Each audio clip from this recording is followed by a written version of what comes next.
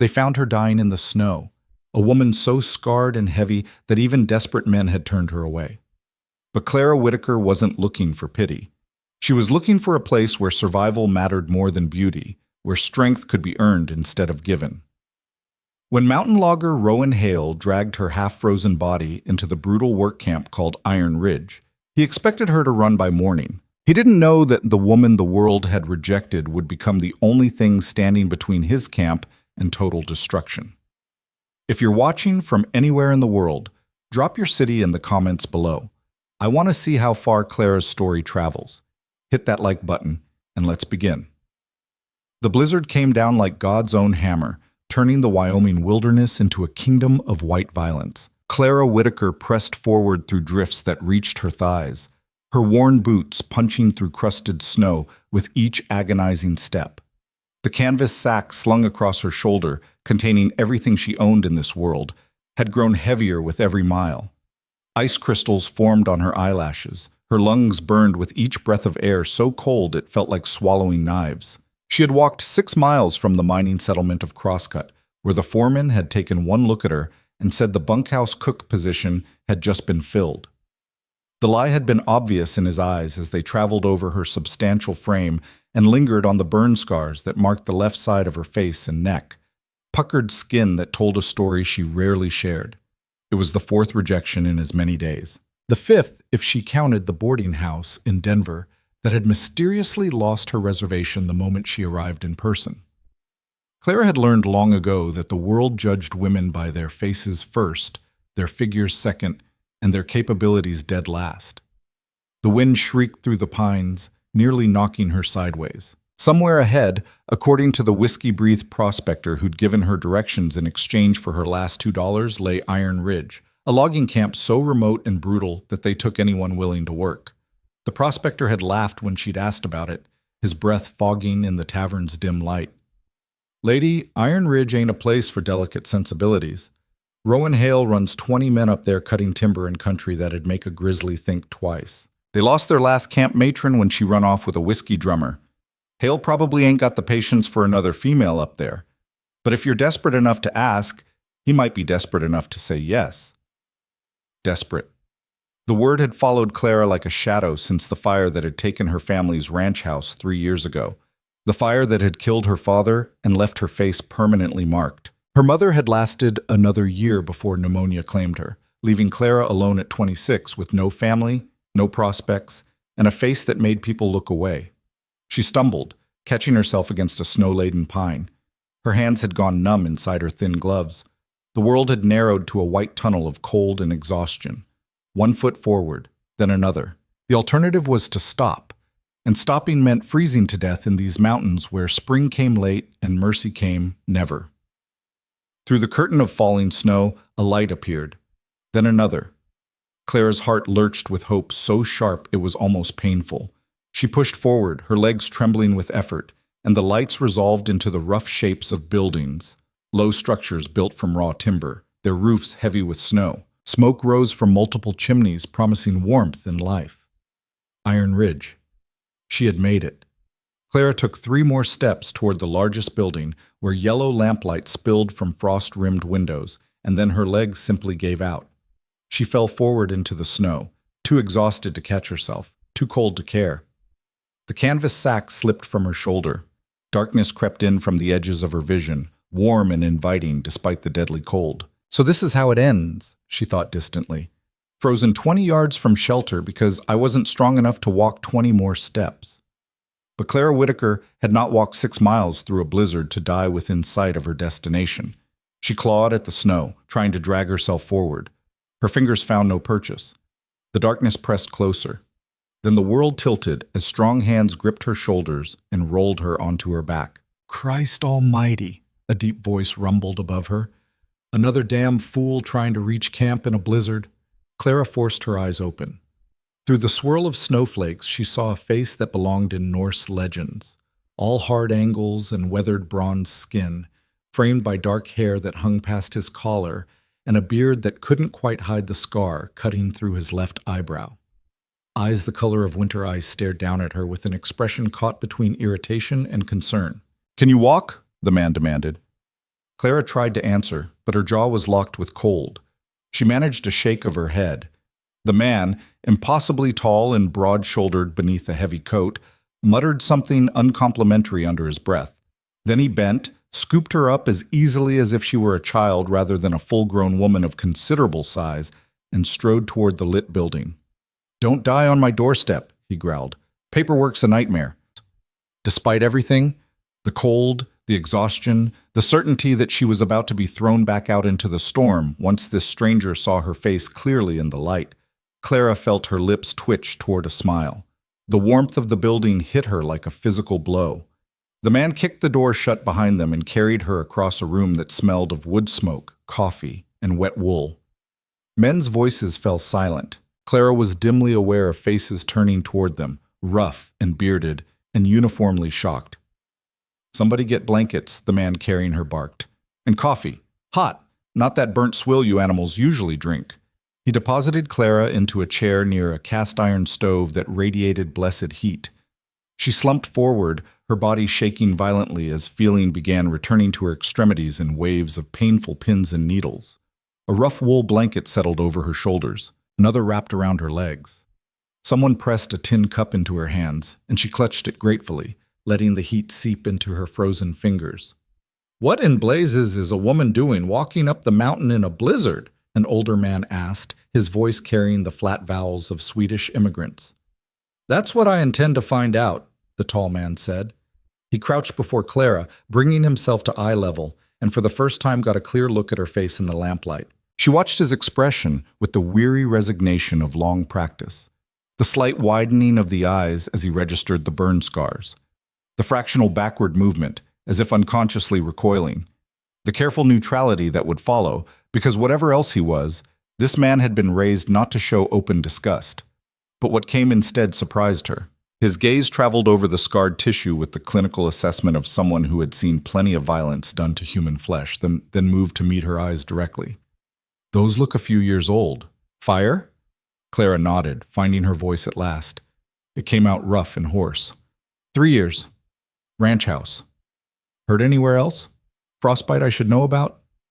I don't think so. She sipped the coffee, strong enough to strip paint, exactly what she needed. Just cold and tired. And stupid, the man added, straightening to his full height. He had to be 6.5 feet tall, maybe more, built like the trees he presumably spent his days felling. Walking up a mountain in a blizzard qualifies as profoundly stupid. Didn't have much choice. Clara wrapped both hands around the coffee cup, drawing strength from its warmth. The blizzard wasn't supposed to hit until tomorrow, according to the weather forecast in Crosscut. Crosscut's weather forecasts are worth about as much as a Confederate dollar. The man crossed his arms over his chest. "I'm Rowan Hale. This is my logging camp." "And you are?" "Clara Whitaker." She met his ice-pale eyes directly, refusing to look away despite the urge to hide her scarred face. "I heard you might need a camp matron, someone to cook, clean, tend to injuries. I can do all that." The silence that fell over the room was profound enough to hear the wind howling outside. Rowan stared at her for a long moment, his expression unreadable. Then he turned to address the room full of men watching with open fascination. "Anybody want to explain to Miss Whitaker what happened to our last camp matron?" An enormous man with a black beard laughed, the sound like rocks tumbling downhill. "Mrs. Henderson? She lasted 3 weeks before she declared us all savages beyond redemption and ran off with that medicine drummer from Laramie. She called us morally bankrupt heathens." Another man offered helpfully. "To be fair," a thin fellow with spectacles added, "we did drink her cooking sherry and replace it with creek water." "Because her cooking was poison," Blackbeard countered. "Woman could burn water." Rowan held up a hand, silencing them. "The point, Miss Whitaker, is that Iron Ridge is not a finishing school. We're 20 men living in rough country, doing brutal work with minimal supervision and even less concern for social niceties. We work 14-hour days when the weather allows. We curse. We drink. We smell bad more often than not. The bunkhouse is a disaster because none of us have the time or inclination to clean it properly. The food is terrible because none of us can cook beyond throwing salt pork in a pan. And anyone who tries to civilize us generally ends up running for their lives." Clara took another sip of coffee, considering. The The room smelled of unwashed bodies, tobacco, and old grease. The floor was covered in tracked-in mud and wood shavings. Through a doorway, she could see a kitchen area that looked like it had last been properly cleaned sometime during the previous presidential administration. The men themselves wore expressions ranging from skeptical to openly hostile, watching her with the wariness of animals who'd been beaten for trusting strangers. It was, she decided, absolutely perfect. "Mr. Hale," she said quietly, "I'm not here to civilize anyone. I'm here to work. I can cook meals that won't poison your men. I can clean well enough to keep disease from spreading. I can treat minor injuries and know when major ones need a doctor. I can do laundry, mend clothes, and keep inventory of supplies. I'm strong, I'm reliable, and I don't run off with whiskey drummers."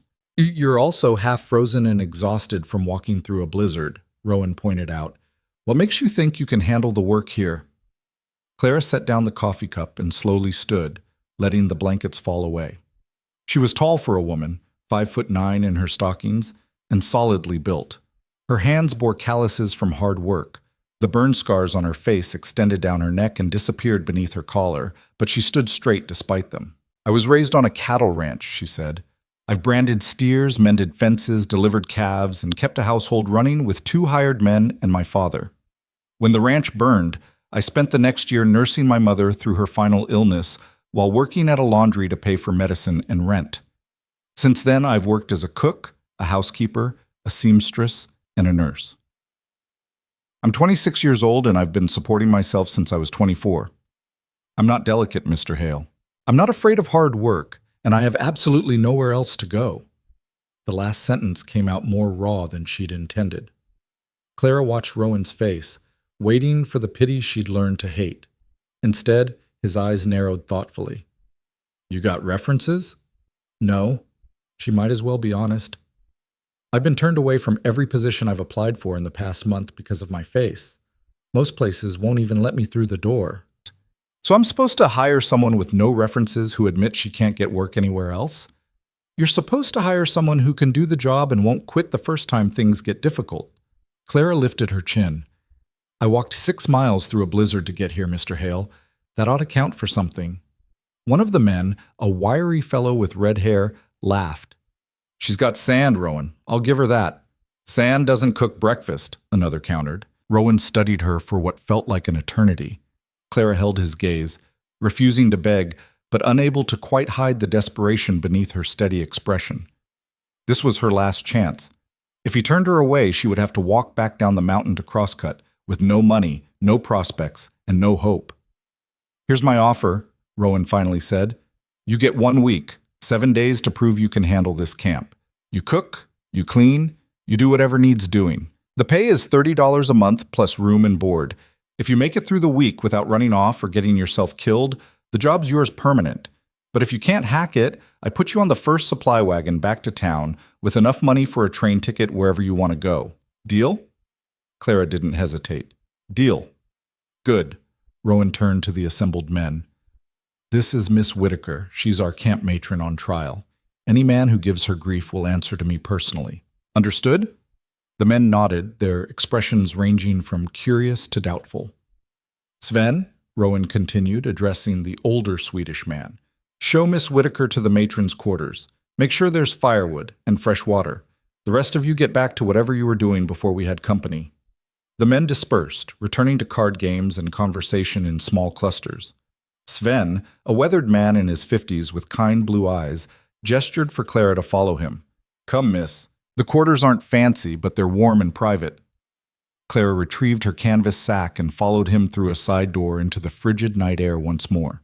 They crossed a narrow space to a smaller building attached to the main structure. Sven opened the door and lit a lamp, revealing a single room perhaps 12 feet square. It was Spartan, but clean. A narrow bed with a straw mattress stood against one wall. A small table and chair occupied another corner. A cast-iron stove sat cold and dark, but there was a basket of split wood beside it. Pegs on the wall served as a wardrobe. A cracked mirror hung above a washstand. To Clara, who had spent the last 3 months sleeping in boarding house rooms shared with 5 other women, it looked like a palace. "Privy's out back," Sven said, setting the lamp on the table. "You share it with the men, but Rowan's strict about keeping it decent. I'll bring you water for the morning. There's extra blankets in that chest if you need them. Thank you, Clara said softly, for being kind. Sven's weathered face creased into a smile. My daughters are about your age, miss. I know what the world can be like for women on their own. He paused at the door. Fair warning, though, Rowan's a hard man. Good, but hard. He won't give you any slack just because you're female. You'll have to work like any man up here. I wouldn't want it any other way. I believe you. Sven tipped his hat. Sleep well, Miss Whitaker. Morning comes early at Iron Ridge. After he left, Clara stood in the center of her tiny room and let herself shake. Not from cold anymore, but from the sheer overwhelming relief of having made it. She had walked through a blizzard, faced down a mountain of a man, and secured, however temporarily, a place to sleep and work. She built a fire in the stove with practiced efficiency, watching the flames catch and spread. The warmth filled the small space quickly. Only then did she allow herself to sink onto the bed and rest her head in her hands. 1 week. She had 1 week to prove herself indispensable to a camp full of men who'd already driven off one matron. 1 week to show that she could handle work that would break most women. 1 week to earn a permanent place in the only location desperate enough to give her a chance. Clara lifted her head and caught her reflection in the cracked mirror. The burn scars stood out starkly in the lamplight, a permanent reminder of the fire that had destroyed her old life. But those scars also represented something else: survival. She had walked through flames and lived. She had lost everything and kept going. She had faced rejection after rejection and still found the strength to walk 6 miles through a blizzard for one more chance. Whatever Iron Ridge threw at her, she could handle it. She had to. Not. Clara woke to darkness and someone pounding on her door. She jolted upright, disoriented, before memory crashed back. Iron Ridge, the trial week, her one chance. Miss Whitaker, Sven's voice called through the door. It's 4 o'clock. Men need breakfast at 4:30. 4 o'clock. Clara had never in her life willingly risen at 4 in the morning, but she was vertical and pulling on her dress within 30 seconds. I'll be right there. She splashed icy water on her face, braided her hair with quick efficiency, and threw on her coat before stepping into the pre-dawn darkness. Stars still blazed overhead, and the cold bit deep enough to make her eyes water. The main building's kitchen was lit but empty. Clara stood in the doorway, taking stock. The room was bigger than she'd thought. A massive cast-iron stove dominated one wall, flanked by work tables scarred from years of hard use. Shelves held basic supplies: flour, salt, dried beans, coffee, salt pork. A crate of potatoes sat in one corner. Another held onions. A whole side of bacon hung from the ceiling. It wasn't much, but it was enough. Clara tied on an apron she found hanging from a peg and went to work. She built up the fire in the stove first, coaxing the banked coals to life and adding split wood until the heat radiated properly. While the stove heated, she measured coffee into the enormous pot and set water to boil. Then she turned her attention to breakfast. Salt pork and fried potatoes would be quick. She could make biscuits if she moved fast enough. And eggs. There had to be eggs somewhere. She found 2 dozen stored in a cool box and decided scrambled would be most efficient for feeding 20 men. By 4:25, she had platters of salt pork sizzling, potatoes frying in bacon grease, biscuits baking, and eggs ready to scramble. The coffee pot bubbled cheerfully. The kitchen smelled like a proper breakfast for the first time in probably months. Men began filing in at 4:30 exactly, drawn by the smell. They stopped in the doorway, staring at the spread she'd laid out on the long table. Is that real food? The red-haired man asked, wonder in his voice. Fresh biscuits, Clara confirmed, pulling the pan from the oven. Coffee's ready. Help yourselves. They descended on the food like starving wolves. Clara watched with satisfaction as plates emptied and got refilled. The men ate with the single-minded intensity of people who'd been living on burned salt pork and stale cornbread for too long. Rowan appeared last, his hair still wet from washing. He surveyed the scene with raised eyebrows, then filled a plate and took a seat at the head of the table. Clara watched him take his first bite of biscuit, saw his eyes close briefly in something that looked almost like pain. Problem? She asked. These are actually good, he said, sounding almost accusatory. Mrs. Henderson's biscuits could be used as ammunition. I heard she replaced your cooking sherry with creek water, Blackbeard said through a mouthful of eggs. That was her best contribution, someone else agreed. The men laughed, the sound warming the room as much as the stove. Clara refilled coffee cups and found herself smiling. This, feeding people, creating order from chaos, being useful, this was what she did best. After breakfast, the men filed out to begin their day's work. Clara started on the dishes, scrubbing the heavy iron skillets and planning her next moves. The bunkhouse needed cleaning. The laundry was probably a disaster. She needed to take inventory of supplies and figure out what would be needed for the week's meals. Rowan lingered after the others had gone. He stood in the doorway, watching her work. "You didn't have to make biscuits," he said finally. "I know." Clara rinsed a plate and set it to drain. "But if I'm going to cook, I might as well cook properly." The men will expect that quality every day now. Good. They should eat well if they're working 14-hour days. Rowan studied her with those unsettling ice-pale eyes. "You're not what I expected." "What did you expect?" "Someone who'd take one look at the bunkhouse and start crying." Clara snorted. "Mr. Hale, I've cleaned cow barns. I doubt your bunkhouse is worse than that." "Don't be so sure."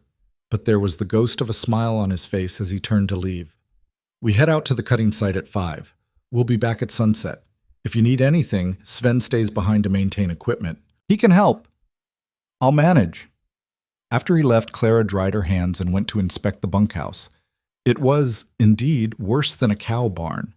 20 men slept in a space designed for perhaps 15, their bunks crammed together with barely room to walk between them. The floor was covered in tracked mud, wood shavings, tobacco juice, and things Clara chose not to identify. Wet clothes hung from every available surface, filling the air with the smell of mildew and unwashed wool. The windows were so grimy they barely let in light. A rat scuttled across the floor and disappeared under a bunk. Clara stood in the doorway and laughed. She couldn't help it. This wasn't just dirty. This was aggressively, impressively filthy. This was months, maybe years of neglect compressed into one spectacularly disgusting space. Well, she'd wanted a challenge. She rolled up her sleeves and got to work. First, she propped open every window despite the cold, letting fresh air sweep through. Then she began hauling out armloads of wet, mildewing clothes and dumping them into the yard where she could deal with them later. The floor came next. She swept first, filling an entire bucket with wood shavings and dirt, then scrubbed on her hands and knees with hot water and lye soap. By noon, she'd made a visible dent. By mid-afternoon, the floor was actually clean. She'd washed the windows, organized the wet clothes into piles for laundry, and evicted 3 more rats. Her back ached, and her hands were raw, but the bunkhouse was starting to look like a place where humans might reasonably live. Sven appeared around 3, carrying an armload of firewood for her stove. He stopped dead at the sight of the transformed bunkhouse. "Miss Whitaker," he said slowly, "you've been here less than 24 hours.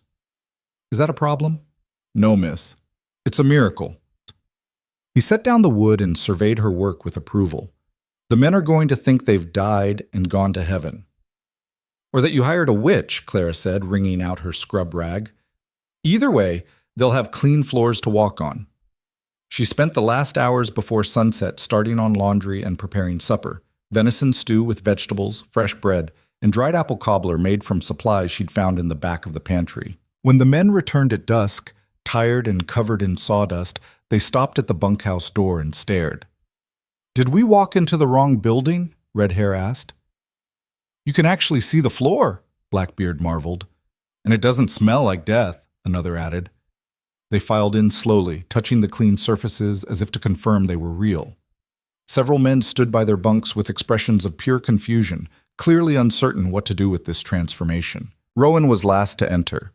He stood in the doorway for a long moment, his gaze traveling over the scrubbed floors, the organized bunks, the clean windows. When he finally looked at Clara, his expression was unreadable. "Supper's ready," she said simply. "Venison stew. I'll ring the bell when it's served." She left them standing in their miraculously clean bunkhouse and returned to the kitchen, where she ladled stew into bowls and sliced bread. When she rang the dinner bell, the men came quickly, still looking slightly stunned. They ate in near silence, the only sounds the scrape of spoons on bowls and the occasional murmur of appreciation. Claire had learned long ago that the best compliment a cook could receive was quiet, focused eating. These men were too busy consuming her stew to talk, which meant it was good. Rowan finished first and leaned back in his chair, regarding her steadily. "Miss Whitaker." "Yes?" "You've been here one day." "I'm aware." "In that one day, you've cooked 2 excellent meals, cleaned the bunkhouse better than it's been in 2 years, and started on laundry that hasn't been properly done since before Mrs. Henderson arrived." Clara wiped her hands on her apron. "Is there a question in there somewhere?" "How the hell are you still standing?" She smiled. "Mr. Hale, this is easy compared to running a ranch and nursing an invalid. I'm just getting started." A few men laughed. Blackbeard raised his coffee cup in salute. "I'll say it. We were wrong about you, miss. Dead wrong." "Give me the rest of the week," Clara said. "Then judge." But as she cleaned up after supper and banked the fires for the night, she allowed herself a small moment of hope.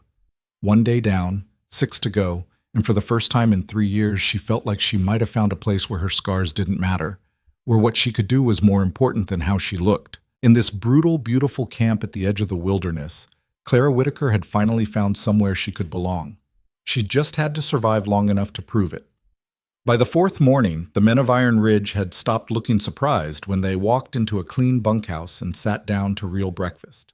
They'd grown accustomed to Clara's efficient presence, the way she moved through the camp like a force of nature, quiet, relentless, and somehow always 3 steps ahead of whatever needed doing.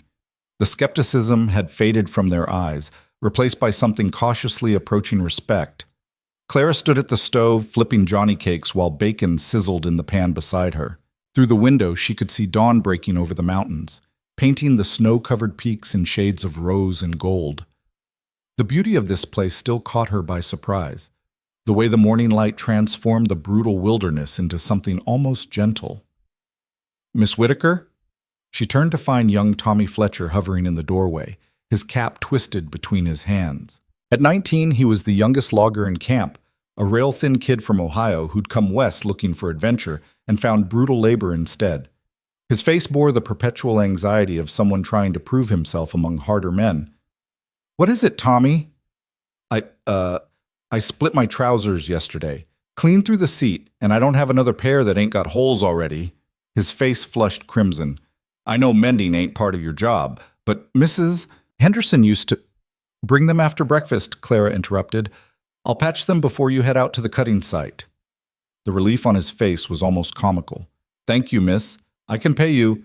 You can pay me by eating breakfast before it gets cold." The men filtered in as the sky brightened, their movements still stiff from yesterday's labor. Clara had learned their patterns quickly, how Sven always took his coffee black and strong, how Big Jack Morris, the black-bearded giant, required twice the portions of everyone else, how Red Callahan hummed while he ate, a tuneless sound that somehow made the meal feel more like a family gathering than a work shift. Rowan appeared last, as always.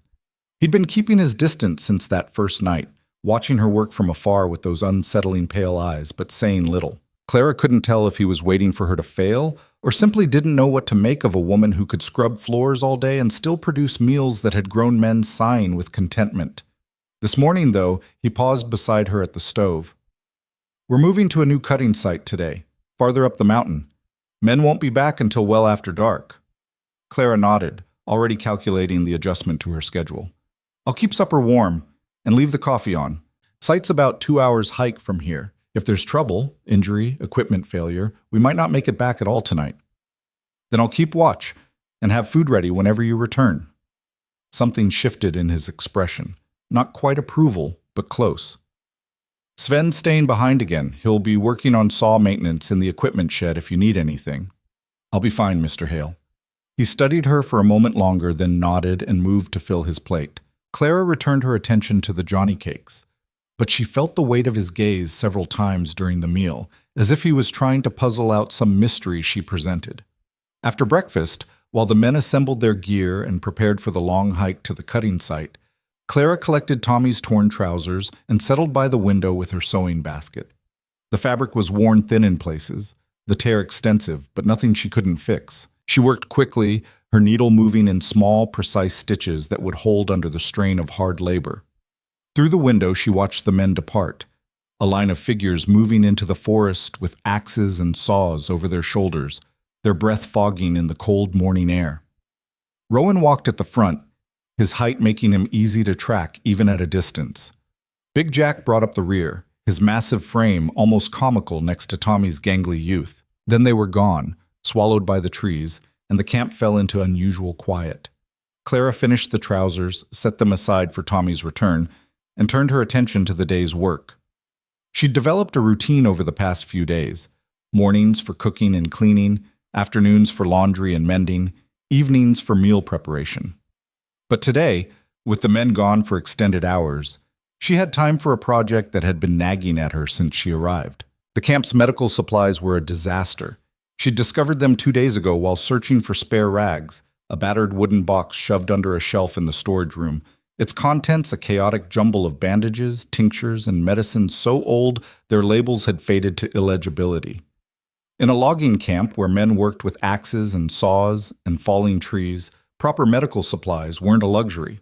They were survival. Clara hauled the box into the kitchen and dumped its contents onto the work table. The inventory was worse than she'd feared. Most of the bandages were stiff with age and filth. Several bottles had cracked. Their contents leaked and dried into sticky residue. The laudanum was nearly empty. There was no carbolic acid for cleaning wounds, no proper sutures, no splinting materials. "Sweet mercy," she muttered, holding up a jar of what might have once been salve, but was now a separated, rancid mess. "It's a miracle nobody's died of infection." Actually, somebody did. Clara spun to find Sven standing in the doorway, his arms full of firewood. She'd been so absorbed in the medical supplies that she hadn't heard him approach. "Died of infection?" she asked. Sven set down the wood and moved to warm his hands by the stove. 2 winters back. Logger named Pete Garrison cut his leg on a saw blade. Seemed minor at first, but it festered. By the time we got him down the mountain to a doctor, the infection had spread too far. He lasted 3 days. Clara looked down at the pathetic collection of medical supplies. And nobody thought to restock properly after that? Mrs. Henderson was supposed to handle it. She ordered supplies once, but half of what arrived was useless. Fancy soaps and perfumed powders instead of bandages and medicine. Rowan tried to do it himself after she left, but Sven shrugged. "He's better with timber than tinctures." "This won't do." Clara began sorting through the mess, separating what could be salvaged from what needed to be thrown away. "I need to make a list. Proper bandages, carbolic acid, laudanum, iodine, needle and thread for sutures, splinting wood, clean cotton batting, arnica for bruises, willow bark for fever. That'll cost money. Rowan keeps the supply budget tight. Then he can take it from my wages." Clara's tone left no room for argument. "I won't watch men suffer or die because we didn't have basic medical supplies." Sven's weathered face creased into a smile. "You know, miss, when you first arrived, I thought you'd last maybe 3 days. Now I'm thinking we couldn't run this camp without you." The compliment warmed her more than she wanted to admit. Clara ducked her head, focusing on her sorting. "I'm just doing what needs to be done." That's exactly why you're valuable." After Sven returned to his work, Clara spent the next hour creating a comprehensive medical supply list and inventory of what remained usable. The work was oddly soothing, bringing order to chaos, identifying problems and solutions, feeling competent in a way the world had told her she shouldn't be. She was labeling bottles when she heard the sound, distant but unmistakable. Hoofbeats. Multiple horses approaching at speed. Clara moved to the window. Through the trees, she caught glimpses of riders. 4 men on horseback, dressed too well for loggers. City clothes, expensive horses. They rode with the confidence of people who owned things and expected others to accommodate them. Something cold settled in Clara's stomach. The riders emerged into the clearing and pulled up in front of the main building. The leader dismounted with practiced ease. A man in his 40s, handsome in a cold, calculated way, wearing a wool coat that probably cost more than everything Clara owned. His eyes swept over the camp with the assessing gaze of someone evaluating property. Clara stepped out onto the porch, wiping her hands on her apron. "Can I help you, gentlemen?" The leader's gaze landed on her face, lingered on her scars with obvious distaste, then moved past her as if she were furniture. "We're here to see Rowan Hale." Mr. Hale is at the cutting site. He won't be back until late tonight. How unfortunate. The man's smile didn't reach his eyes. I'm Victor Langley. I own the timber operation down the valley. Perhaps you've heard of Langley Lumber. Clara had. Even in her short time in the area, she'd heard the name, usually followed by words like ruthless and willing to do anything for profit. Mr. Hale isn't here, she repeated. If you want to leave a message won't do. Langley gestured to his companions, who began dismounting. We'll wait. That's not... We'll wait, Langley repeated, his tone hardening. Tell me, does Hale know his water supply is poisoned? Clara's blood went cold. What? The creek that feeds your camp. I happened to notice on my ride up that it's running foul. Dead animals upstream, perhaps, or maybe just bad luck. His smile was a razor blade. Either way, I'd suggest your men don't drink from it until it's been tested. He was lying. Clara could see it in the calculation behind his eyes, the way he watched for her reaction. But she also couldn't ignore the possibility that he was telling the truth. Not because he cared about the men's safety, but because he'd ensured the water was poisoned himself. Sven! She called, keeping her eyes on Langley. The older man emerged from the equipment shed, his expression darkening when he saw the visitors. Mr. Langley, wasn't expecting you. I'm sure you weren't. Langley's gaze traveled over the camp, cataloging everything. Interesting setup Hale's got here. Isolated, dependent on a single water source, vulnerable to all sorts of unfortunate accidents. State your business, Sven said flatly. I'm here to make Rowan an offer. A generous offer considering the challenges of operating in such remote territory. I want to buy Iron Ridge, timber rights, equipment, everything. I'll pay fair market value and even employ his men at my operation down the valley. Iron Ridge isn't for sale. Everything's for sale, old man. It's just a matter of price. Langley turned back to Clara. You're the camp matron? I am. Then you should know. This camp is dying. Hale's cutting costs, working too few men, operating on borrowed time. By next winter, there won't be an Iron Ridge to work at. But if he sells now, everyone walks away with something. If he waits... Langley shrugged. Well, accidents happen in the timber business. It wasn't even a veiled threat. Clara felt anger rising in her chest, hot and fierce. I'll give Mr. Hale your message. Now I suggest you leave. We'll wait, Langley said again. He moved toward the porch as if to enter the building. Clara stepped into his path. She was tall for a woman, but Langley still had inches on her. That didn't matter. What mattered was the line she drew with her body, the absolute refusal in her stance. No, she said quietly, you won't. Langley's expression flickered with surprise, then amusement. Excuse me? This is private property. Mr. Hale isn't here. You have no business entering his buildings or remaining on his land, so you'll leave your message with me and go. I don't think you understand how this works, sweetheart. The condescension in his voice made Clara's jaw tighten. I understand perfectly. You're trespassing. The law is very clear on that point, even in remote territory. Now leave, or I'll ensure Mr. Hale knows you refuse to respect his property rights. For a long moment, Langley simply stared at her. His three companions shifted uneasily, clearly uncertain whether to back their boss or avoid the confrontation.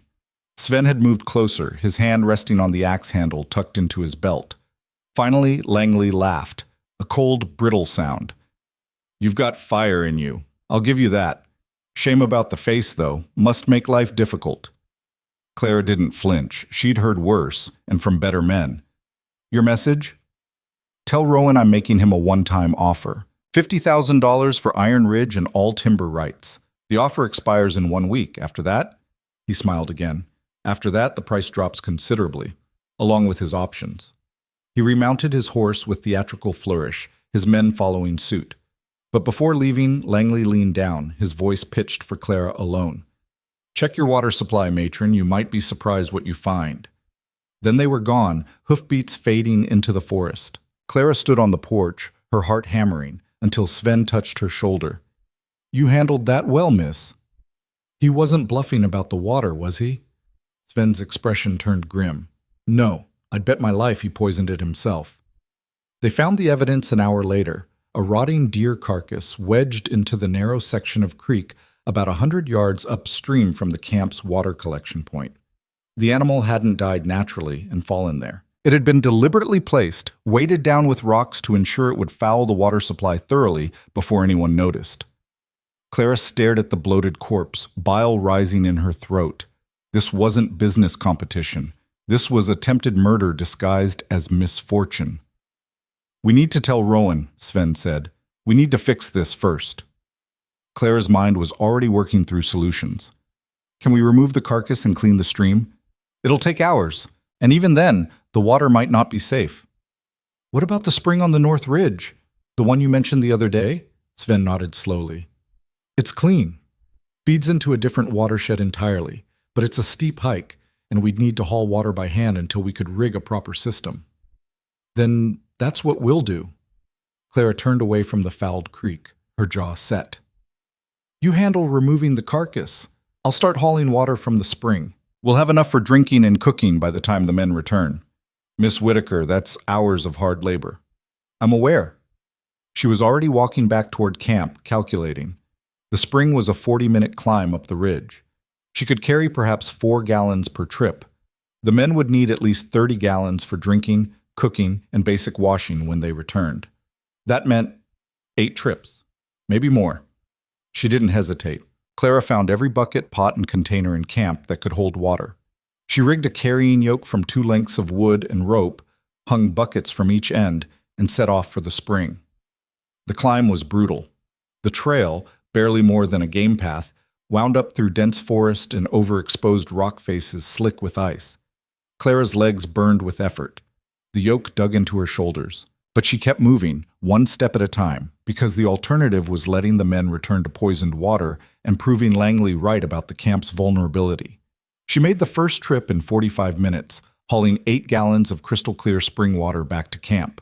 She dumped it into the large barrels they used for cooking water, then immediately turned around and started back up the mountain. Second trip. Third trip.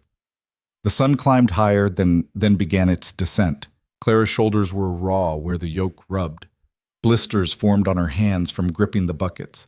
Her legs trembled with exhaustion, but she kept climbing. On the 5th trip, Sven met her halfway up the trail. "Miss Whitaker, you need to rest." "The men need water." Clara adjusted her grip on the yoke. "Did you remove the carcass?" "Yes. And I've been hauling water too from a different collection point downstream. We've got enough for tonight. We need enough for morning too, and washing, and we have enough." Sven gently but firmly took the yoke from her shoulders. "You've made 7 trips up this mountain today. You're about to collapse." Clara wanted to argue, but her body betrayed her.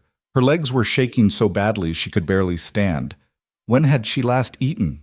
This morning, she thought, before the men left, hours ago. "Come on," Sven said. "Let's get you back to camp. You need food and rest." The walk back down felt longer than all the climbs combined. Clara's muscles screamed with every step. By the time they reached camp, she was leaning heavily on Sven's arm, too exhausted to be embarrassed. He settled her into a chair by the stove and pressed a cup of water into her hands. Clean spring water, cool and perfect. "Drink slowly." Clara sipped, feeling the water revive her by degrees. Outside, full darkness had fallen. The men would be returning soon. She tried to stand. "Stay put," Sven ordered. "I'll handle supper tonight. You don't know—" "I know where you keep things, and I can heat stew without burning the building down." His tone softened. "You've done enough for one day, miss. More than enough." So Clara sat, too tired to argue, and watched Sven move around the kitchen with the careful competence of someone who'd cooked for himself plenty of times before. The stove's warmth seeped into her aching muscles. Her eyelids grew heavy. She must have dozed, because the next thing she knew, the sound of men's voices was echoing from outside. They were back. Clara forced herself upright, ignoring her body's protests. Sven shot her a look but said nothing as she moved to help him serve the stew he'd warmed. The men filed in, tired and covered in sawdust, their faces lighting up at the sight of hot food waiting. They washed at the basins, clean spring water, Clara noted with satisfaction, and settled at the long table with the grateful groans of laborers finally at rest. Rowan was last to enter. He stopped in the doorway, his gaze finding Clara immediately. Something in his expression shifted. "You look exhausted," he said bluntly. "Long day." Clara ladled stew into bowls, refusing to acknowledge the tremor in her hands. Sven told me what happened. Rowan crossed the room in 3 long strides, his presence suddenly overwhelming. Langley came here? Threatened you? He made an offer. I declined on your behalf. And the water? Poisoned, deliberately. We've been hauling from the North Spring. There's enough for tonight and tomorrow. After that, we'll need to rig a better system. Rowan's jaw tightened, a muscle jumping in his cheek. How many trips did you make up to the spring? Clara didn't answer. Sven said 7. 7 trips hauling water up that ridge. Rowan's voice was quiet, but something dangerous lurked beneath the surface. You've been here less than a week, and you're already half dead from overwork. I'm fine. You're swaying on your feet. I said I'm fine. Clara met his eyes, refusing to back down despite the intensity of his gaze. The men needed clean water, so I got them clean water. That's my job. Your job is cooking and cleaning, not hauling water up a mountain until you collapse. My job, Clara said evenly, is keeping this camp running, by whatever means necessary. The room had gone silent. Every man at the table was watching the confrontation with varying degrees of fascination and concern. Big Jack had paused mid-bite. Red Callahan's mouth hung slightly open. Rowan stared at Clara for a long moment, something complicated working behind his eyes. Then, abruptly, he turned to address the room. Langley's making his move. He poisoned our water, he's making buyout offers, and he's threatening accidents. From now on, we work in pairs. Nobody goes anywhere alone. We double the night watch. And tomorrow, we're rigging a proper water system from the North Spring. What about his offer? Big Jack asked. Iron Ridge isn't for sale. Rowan's voice carried absolute certainty. Not to Langley, not to anyone. This is our camp, and we're keeping it. The men nodded, their expressions hardening with determination. Whatever doubts they might have had about fighting Langley's operation, Rowan's conviction seemed to settle the question. After supper, as Clara cleaned the dishes with movements made clumsy by exhaustion, she felt Rowan's presence behind her. You didn't have to do that, he said quietly. Yes, I did. 7 trips were necessary. Clara set down the dish she'd been washing and turned to face him. Mr. Hale, I appreciate your concern, but I'm not a child who needs protecting. I saw a problem. I solved it. That's all. You could have waited for the men to return and let everyone drink poisoned water in the meantime? No. She picked up another dish. I did what had to be done, just like you would have. Something in Rowan's expression shifted again. That same complicated emotion she'd seen earlier, as if he was trying to reconcile what he'd expected her to be with what she actually was. You're nothing like Mrs. Henderson, he said finally. Clara laughed, the sound rough with fatigue. I certainly hope not.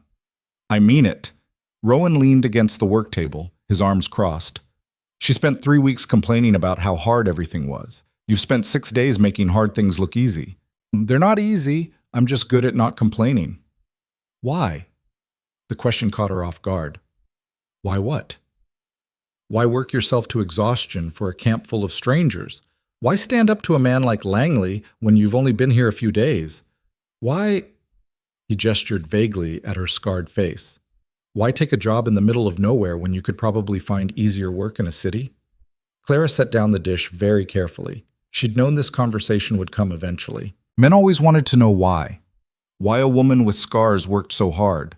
Why she didn't hide. Why she kept going when the world had made it clear she wasn't wanted.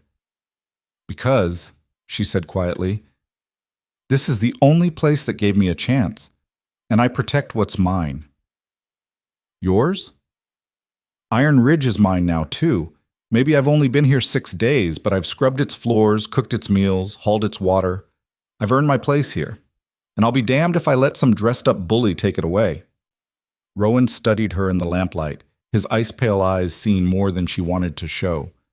You really mean that? Every word. He nodded slowly, something like respect settling into his features. Then I'm glad you're here, Miss Whitaker, even if you are the most stubborn woman I've ever met. I'll take that as a compliment. It was meant as one. Rowan pushed away from the table. Get some rest. Tomorrow's going to be another long day. After he left, Clara finished the dishes in peaceful quiet. Her body ached in a dozen places, Her hands were blistered, and she was so tired she could barely think straight. But underneath the exhaustion, she felt something she hadn't experienced in years. Purpose. Belonging. Home. Iron Ridge wasn't just a job anymore. It was a place worth fighting for. And Clara Whitaker had discovered she was very, very good at fighting. The illness started with Tommy Fletcher. 3 days after Langley's visit, the young logger stumbled into breakfast with his face flushed and his eyes glassy with fever. Clara took one look at him and steered him away from the table before he could contaminate the food. "You're burning up," she said, pressing the back of her hand to his forehead. The heat radiating from his skin made her stomach clench with worry. "Just tired, miss. I can work." "You're going to bed." Clara guided him toward the bunkhouse, ignoring his weak protests. "And you're staying there until the fever breaks." She settled Tommy into his bunk with extra blankets, despite the heat pouring off him, and brought cool water to sponge his face. His teeth chattered even as sweat soaked through his shirt. Clara had seen this before, the kind of fever that came on fast and hit hard, the kind that could kill if it wasn't managed carefully. "Sven," she called, keeping her voice low, "I need willow bark tea and clean cloths. And tell Mr. Hale that Tommy's too sick to work today." By midday, 2 more men were down with the same symptoms. Big Jack Morris, whose enormous frame seemed invincible, was curled in his bunk shivering violently. Red Callahan lay next to him, his freckled face pale as milk, mumbling incoherently. Clara moved between them with ruthless efficiency, tracking temperatures, forcing fluids, changing sweat-soaked bedding. The medical supplies she'd reorganized days earlier were being depleted faster than she'd anticipated. She made willow bark tea by the gallon, spooned it into mouths that could barely swallow, and watched with growing dread as the fever spread through the bunkhouse like wildfire. By evening, 8 men were sick. By the next morning, 12. Rowan stood in the doorway of the bunkhouse, his expression carved from stone as he surveyed the disaster unfolding before him. Half his crew was incapacitated, writhing with fever or too weak to stand. The stench of sickness hung heavy in the air despite Clara's best efforts to keep the space clean and ventilated. "How bad?" he asked. Clara wrung out another cloth in cool water, her movements mechanical from hours of repetition. "Bad. The fever's high, dangerously high in some cases. I'm doing what I can to keep it down, but without a doctor." She didn't finish the sentence. They both knew the nearest doctor was a full day's journey away, down mountain trails that were treacherous even in good weather. "What do you need?" "More willow bark, more clean water. And if you have any whiskey that hasn't been drunk, I can use it to bring down fevers in the worst cases." Clara moved to Tommy's bunk, checking his pulse. Too fast. His breathing was shallow and labored. "I also need the healthy men to stay away from the sick ones as much as possible. This spreads through contact." Rowan nodded grimly. "I'll move the healthy crew to the equipment shed. We can bunk there temporarily." He paused. "What about you? What about me? You've been exposed to this since it started. You're exhausted. If you get sick, I won't." Clara met his eyes with more certainty than she felt. "I nursed my mother through her final illness without catching it. I know how to protect myself." "Clara." It was the first time he'd used her given name. The sound of it in his deep voice made something flutter in her chest, but she pushed the feeling aside. There was no time for whatever was building between them, not with 12 men fighting for their lives. "I'll be fine," she said firmly, "but I need you to trust me to handle this." Rowan studied her for a long moment, conflict playing across his features. Then he nodded. "The camp is yours.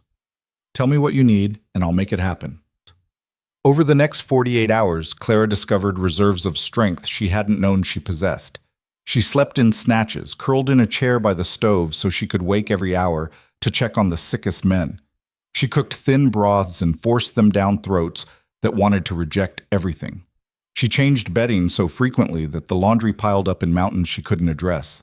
She held hands and murmured reassurances to grown men who cried out for mothers long dead. And slowly, agonizingly, the fever began to break.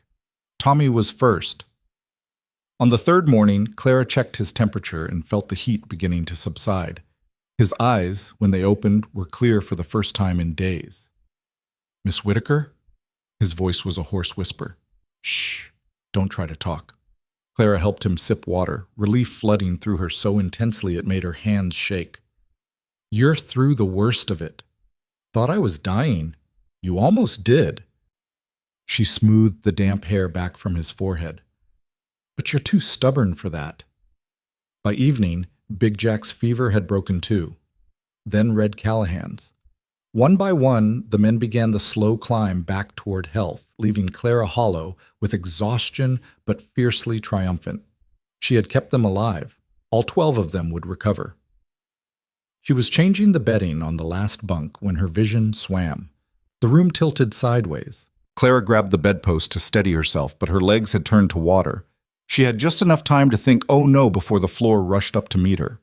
She woke to find herself in her own bed, with Rowan sitting in the chair beside her. His face was haggard, his beard untrimmed, his eyes bloodshot from lack of sleep. When he saw her eyes open, something that looked almost like pain crossed his features. How long? Claire's voice came out as a croak. 18 hours. Rowan leaned forward, pressing a hand to her forehead. His palm was rough and warm and oddly gentle. Your fever spiked fast. We thought... He didn't finish the sentence. Clara tried to sit up and discovered she had no strength left. Her body felt like it belonged to someone else, heavy and unresponsive. The men are recovering, all of them. Rowan's hand moved from her forehead to grip her shoulder, holding her down when she tried to rise again. You saved every single one. But you forgot to save yourself. I'm fine. You collapsed in the middle of the bunkhouse and have been unconscious for 18 hours. You're not fine. His voice carried an edge of something raw, and if you try to tell me you are, I'm going to lose what's left of my mind. Clara sank back against the pillow, too weak to argue. Who's been taking care of things? Sven and I split the work. The men who recovered first have been helping. We've managed. Rowan released her shoulder but didn't move away. You need to rest, Clara. Actually rest, not just sleep for an hour before getting up to work again. There's too much to do. There's always too much to do. That doesn't mean you have to do it all yourself. His pale eyes held hers with uncomfortable intensity. You matter too. Remember that. The words hung in the air between them, weighted with meaning Clara was too exhausted to parse. She closed her eyes, intending to rest for just a moment, and fell into a sleep so deep it was like drowning. When she woke again, sunlight was streaming through the window. Her fever had broken, leaving her weak but clear-headed.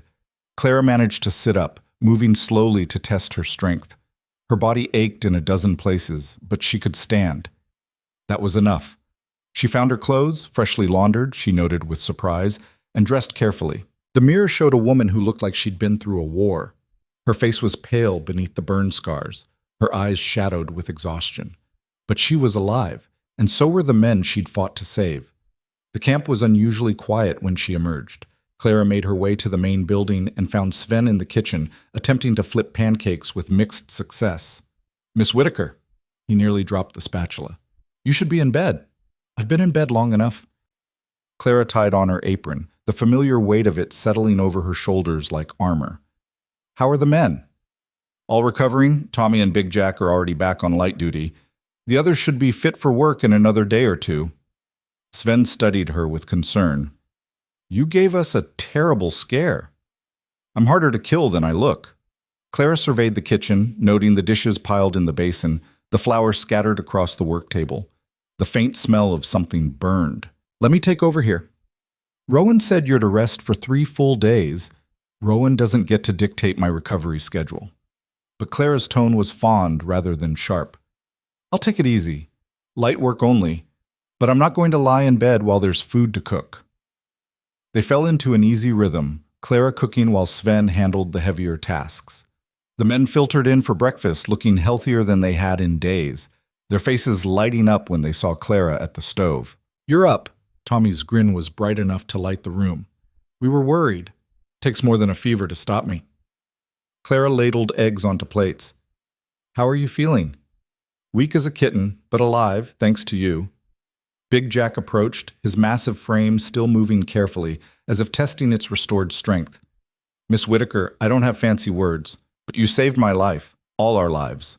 I won't forget that. Neither will we, Red Callahan added, and a chorus of agreement rose from the assembled men.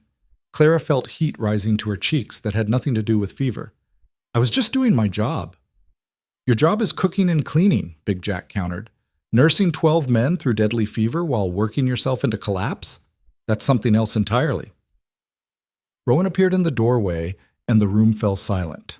He looked better than he had the previous day, cleaner, more rested, but his eyes went immediately to Clara with an intensity that made her breath catch. You're supposed to be resting, he said. I'm cooking breakfast. It's practically sitting down. Clara, I'm fine, Rowan. She used his given name deliberately, watching something flicker in his expression. I know my limits. And right now, my limit is standing at a stove, not lying in bed going mad with boredom. For a moment she thought he would argue. Then his mouth quirked into something almost like a smile. You're the most stubborn woman I've ever met. You've mentioned that before. It bears repeating. The men ate with good appetite, the atmosphere lighter than it had been in days. Clara moved among them, refilling coffee and accepting their thanks with quiet grace. She was settling back at the stove when the sound of hoofbeats shattered the morning peace. Every head turned toward the door. Rowan was on his feet instantly, his hand moving to the axe he kept propped beside his chair. Through the window, Clara saw riders approaching. Not Langley this time, but rough men on worn horses, their clothes speaking of hard living and harder intentions. Stay inside, Rowan ordered, moving toward the door. Clara ignored him, following close behind. She'd faced Langley once already. Whatever came next, she wasn't hiding. The riders pulled up in the clearing. 6 men, all armed, led by a scarred veteran with eyes like chips of flint. He dismounted slowly, his gaze sweeping over the camp with professional assessment. Rowan Hale? His voice was gravel and smoke. That's me. Rowan stood with his arms loose at his sides, ready for violence. State your business. Name's Dalton Greer. I work for Victor Langley. Greer's hand rested casually on the gun at his hip. Mr. Langley sent me to deliver a message. I got his message last week. The answer is still no. This is a different kind of message. Greer's smile didn't reach his eyes. Mr. Langley's noticed you've had some trouble lately. Poisoned water, sick men, equipment going missing, unfortunate accidents, all of them. Accidents you caused, Rowan said flatly. Can't prove that. Greer shrugged. But here's the thing. Those accidents are going to keep happening. Maybe the next one hits your timber stores. Maybe it hits your equipment. Maybe it hits your men when they're out in the woods, too far from help to make it back alive. He let the threat hang in the air. Unless, of course, you accept Mr. Langley's generous offer. Sell now, and all these unfortunate accidents stop. Clara felt cold fury building in her chest. This wasn't just business intimidation. This was terrorism, plain and simple. Get off our land, she said, her voice carrying across the clearing. Greer's attention swung to her, his eyes traveling over her scarred face with obvious disgust. And who the hell are you? The camp matron, and you're trespassing. Greer laughed, the sound ugly. A scarred-up woman thinks she can give me orders? That's rich. I think, Clara said evenly, walking forward until she stood beside Rowan, that you're a coward who hides behind threats because you're too weak to compete honestly. I think Victor Langley sent you here because he's afraid of what this camp represents. And I think you should leave before you do something you'll regret. The clearing had gone utterly silent. Behind her, Clara could feel the men of Iron Ridge gathering, Tommy, Big Jack, Red, Sven, all of them still weak from illness but standing together nonetheless. Greer's hand tightened on his gun. Careful, woman. You're talking yourself into trouble. But, no, Rowan said, stepping slightly in front of Clara, despite her instant glare of protest. You're the one in trouble. This camp has 20 men who just survived a deadly fever and watched this woman save their lives. You think they're going to let you threaten her? Big Jack moved to stand at Rowan's other side, his massive frame still imposing despite his recent illness. Leave, now, while you still can. The other men fanned out, creating a wall of bodies between Greer's crew and the camp buildings. They were outnumbered, outgunned, and still recovering from near death. But they stood firm, united by something stronger than fear. Greer's expression darkened. You're making a mistake, Hale. The only mistake I'm making is letting you leave alive. Rowan's voice dropped to something dangerous. You've got 10 seconds to get on your horse. After that, I stop being civil. For a long moment, violence hung in the balance. Then Greer spat in the dirt and remounted, his men following suit with obvious reluctance. "This isn't over," he called as they turned their horses. "Langley always gets what he wants, one way or another." "Tell Langley," Clara said clearly, "that Iron Ridge doesn't bow to bullies. And if he wants this land, he'll have to take it over our dead bodies." Greer's laugh was bitter. "That can be arranged, sweetheart." Then they were gone, leaving dust and threats hanging in the air.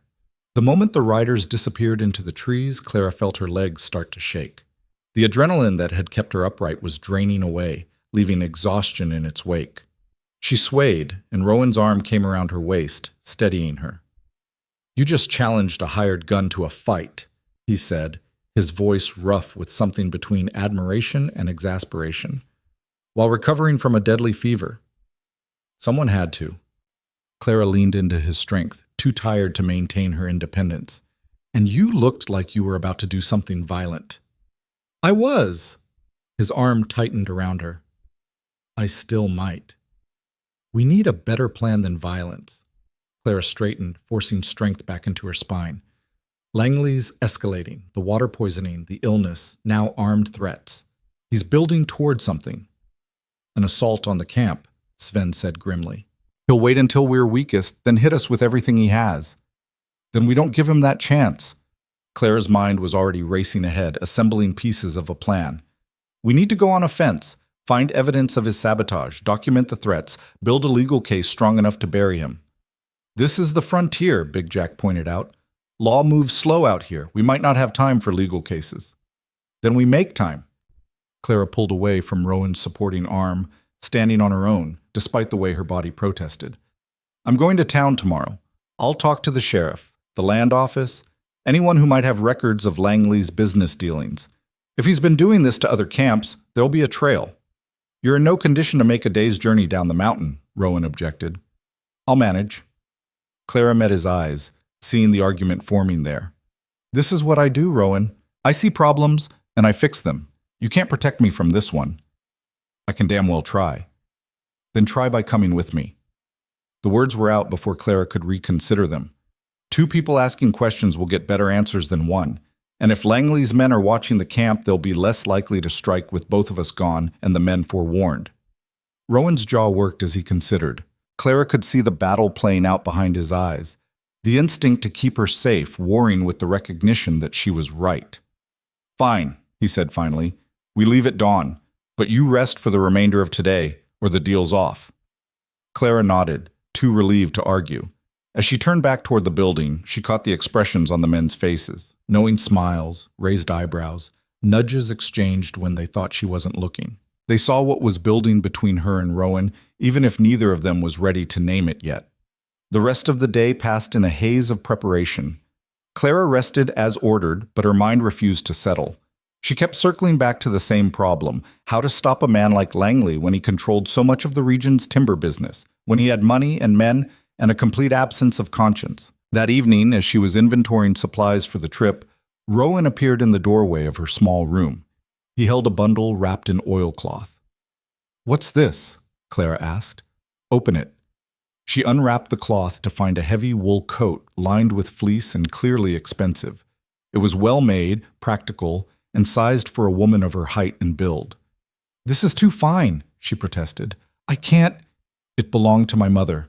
Rowan's voice was carefully neutral.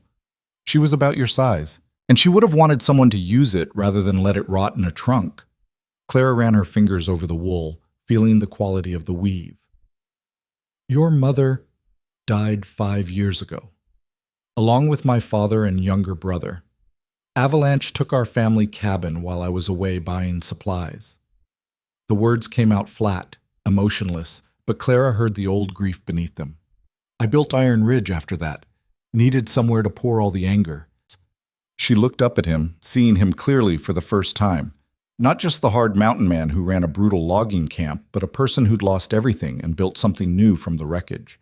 Someone who understood survival because he'd had no choice. "I'm sorry," she said softly. "Don't be. It was a long time ago." But his eyes said otherwise. "Just wear the coat tomorrow. It'll be cold on the trail." After he left, Clara held the coat close, feeling the weight of trust in the gesture. Rowan Hale was a man who gave nothing away easily. This coat, his mother's coat, was more than practical necessity. It was acceptance. It was belonging. It was the beginning of something neither of them knew how to name. That night, Clara lay in bed listening to the wind howl through the pines and thinking about everything that had happened since she'd arrived at Iron Ridge. 2 weeks ago, she'd been a desperate woman with no prospects, walking through a blizzard toward her last chance. Now she was part of something larger than herself, a community worth fighting for, a purpose worth the struggle. And she was falling for a man who looked at her scars and saw strength instead of damage. The thought should have terrified her. Instead, it felt like coming home. When dawn broke cold and clear, Clara rose and dressed in her warmest clothes, pulling Rowan's mother's coat over everything. It fit perfectly, the wool soft against her skin, the fleece lining warm as an embrace. Rowan was waiting by the horses, his breath fogging in the frozen air. When he saw her in his mother's coat, something shifted in his expression. A flash of pain, quickly masked, followed by something that looked almost like hope.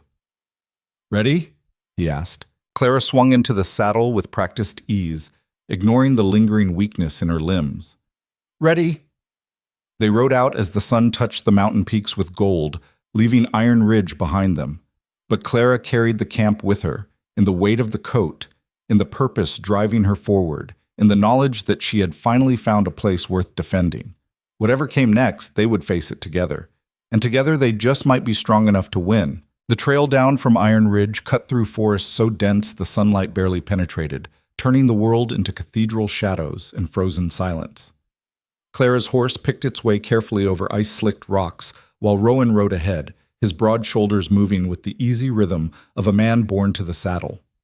They'd been riding for 2 hours without speaking, the only sounds the creak of leather and the steady breath of the horses. Clara used the silence to think. Somewhere in Crosscut, the rough mining town that served as the nearest outpost of civilization, there had to be evidence of Langley's corruption. Men like him didn't build empires without leaving trails of damage in their wake. She just had to find the people willing to talk, the records that hadn't been destroyed or bought. "You're planning," Rowan said without turning around. "How can you tell?" "You get a certain look, like you're 3 steps ahead of everyone else and calculating the 4th. Clara urged her horse up beside his. "I'm thinking about where to start. The land office would have records of timber claims. The sheriff might have complaints filed against Langley. But people in company towns learn to keep their mouths shut. Crosscut isn't a company town. It's independent, stubborn. The miners there hate Langley almost as much as we do." Rowan glanced at her, his pale eyes catching the filtered light. "They'll talk if they trust you." "And how do I earn that trust in a single afternoon?" "You let me do the introductions. I've been trading with Crosscut for 5 years. They know me." He paused. "And they'll respect anyone I vouch for." The trail widened as they descended, opening onto a vista of mountains stretching to the horizon. Clara pulled her horse to a stop, overcome by the sheer scale of the wilderness. From this vantage point, Iron Ridge was invisible, just another fold in the endless expanse of forest and stone. It looked impossibly small, impossibly vulnerable. "Beautiful, isn't it?" Rowan had stopped beside her. "Terrifying," Clara corrected. "All that space, and Langley wants to control every inch of it. Men like him always want more. It's never about need. It's about power." Rowan's jaw tightened. "My father used to say the worst thing you could do was give a greedy man what he wants. It just makes him hungrier." They rode on, the trail growing steeper as it descended into the valley. By midday, they'd reached the lower elevations where the snow thinned and the air warmed enough to make breathing easier. Claire's body was protesting the long ride. She was stronger than she'd been 2 weeks ago, but still recovering from the fever. She shifted in the saddle, trying to ease the ache in her lower back. "We'll stop soon," Rowan said, noticing. "There's a clearing ahead with a stream. The horses need rest anyway." The clearing, when they reached it, was a small paradise. A meadow where early spring flowers were beginning to push through the last patches of snow, fed by a stream that ran clear and cold over smooth stones. Clara dismounted stiffly, her legs trembling slightly as they adjusted to solid ground. Rowan unsaddled both horses with practiced efficiency, then gestured to a fallen log near the stream. "Sit, I'll get lunch ready." Clara obeyed, too tired to argue. She watched him move around the small camp, building a fire with swift competence, pulling supplies from his saddlebag. There was something mesmerizing about the way he worked. No wasted motion, every action purposeful and sure. "You're staring," he said without looking up. "I'm observing. There's a difference." "Observing what?" Clara considered lying, then decided against it. "How you do everything like you're preparing for a fight, even building a fire." Rowan's hand stilled for a moment. Then he continued working, feeding kindling to the small flames. "When you lose everyone, you learn to be ready for anything. Trust nothing. Depend on no one." "Is that why you live alone on a mountain?" "I'm not alone. I have 20 men. 20 men you keep at arm's length." Clara leaned forward, watching him carefully. "You run that camp like a military operation. Fair but distant. You don't let anyone close.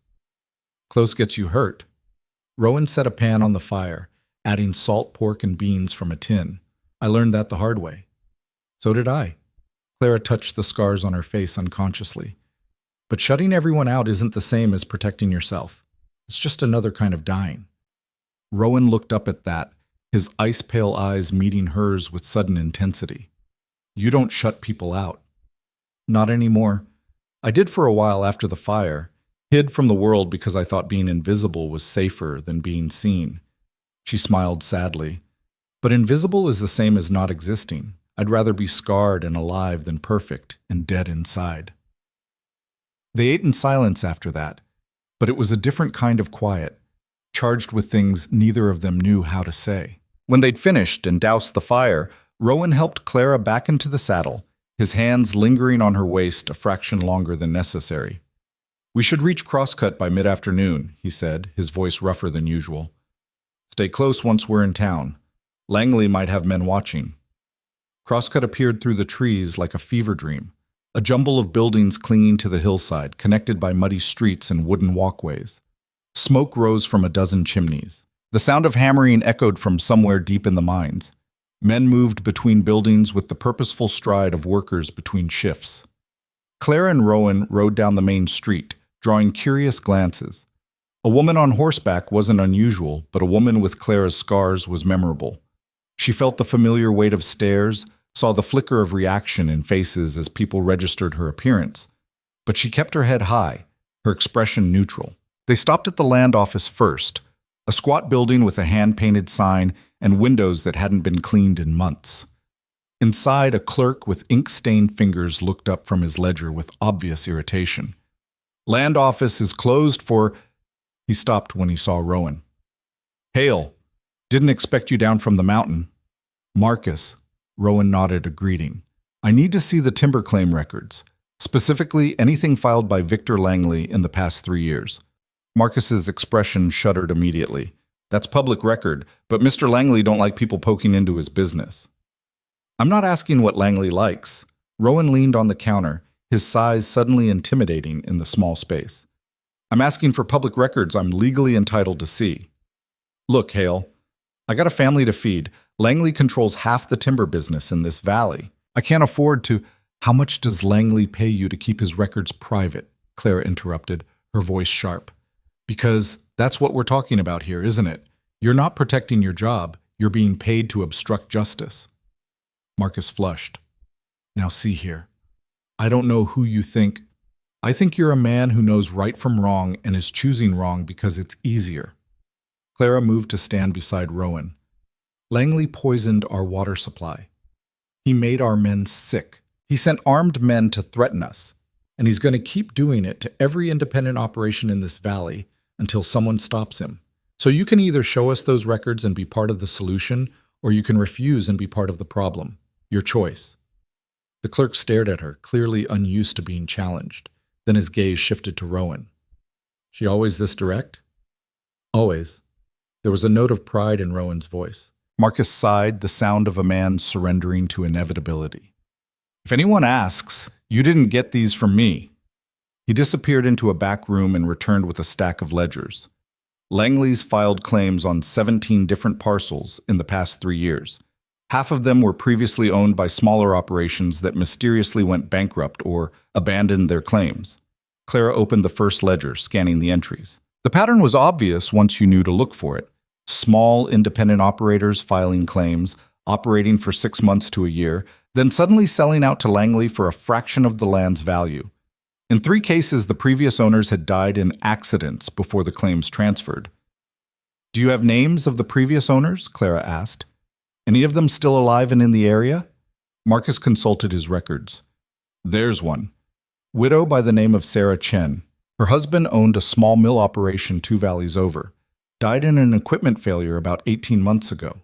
She sold the claim to Langley a month later, but she's still living in Crosscut, runs a boarding house on Oak Street." Clara memorized the information. "Thank you, Marcus. You're doing the right thing." "Hope you're right about that," Marcus muttered, already looking like he regretted his decision. They found the boarding house easily enough. A tidy 2-story structure with lace curtains in the windows and a small garden out front. A woman in her 40s answered Clara's knock, her expression wary until Rowan removed his hat. "Mrs. Chen? I'm Rowan Hale, and this is Clara Whitaker. We're hoping you might talk to us about your husband's mill operation and how it came to be sold to Victor Langley." Sarah Chen's face went pale. "I don't talk about that, I can't." "Please," Claire said gently. "We're not here to cause trouble. We're trying to stop Langley from doing to others what he did to you." "You can't stop him. Nobody can." Sarah's hands twisted in her apron.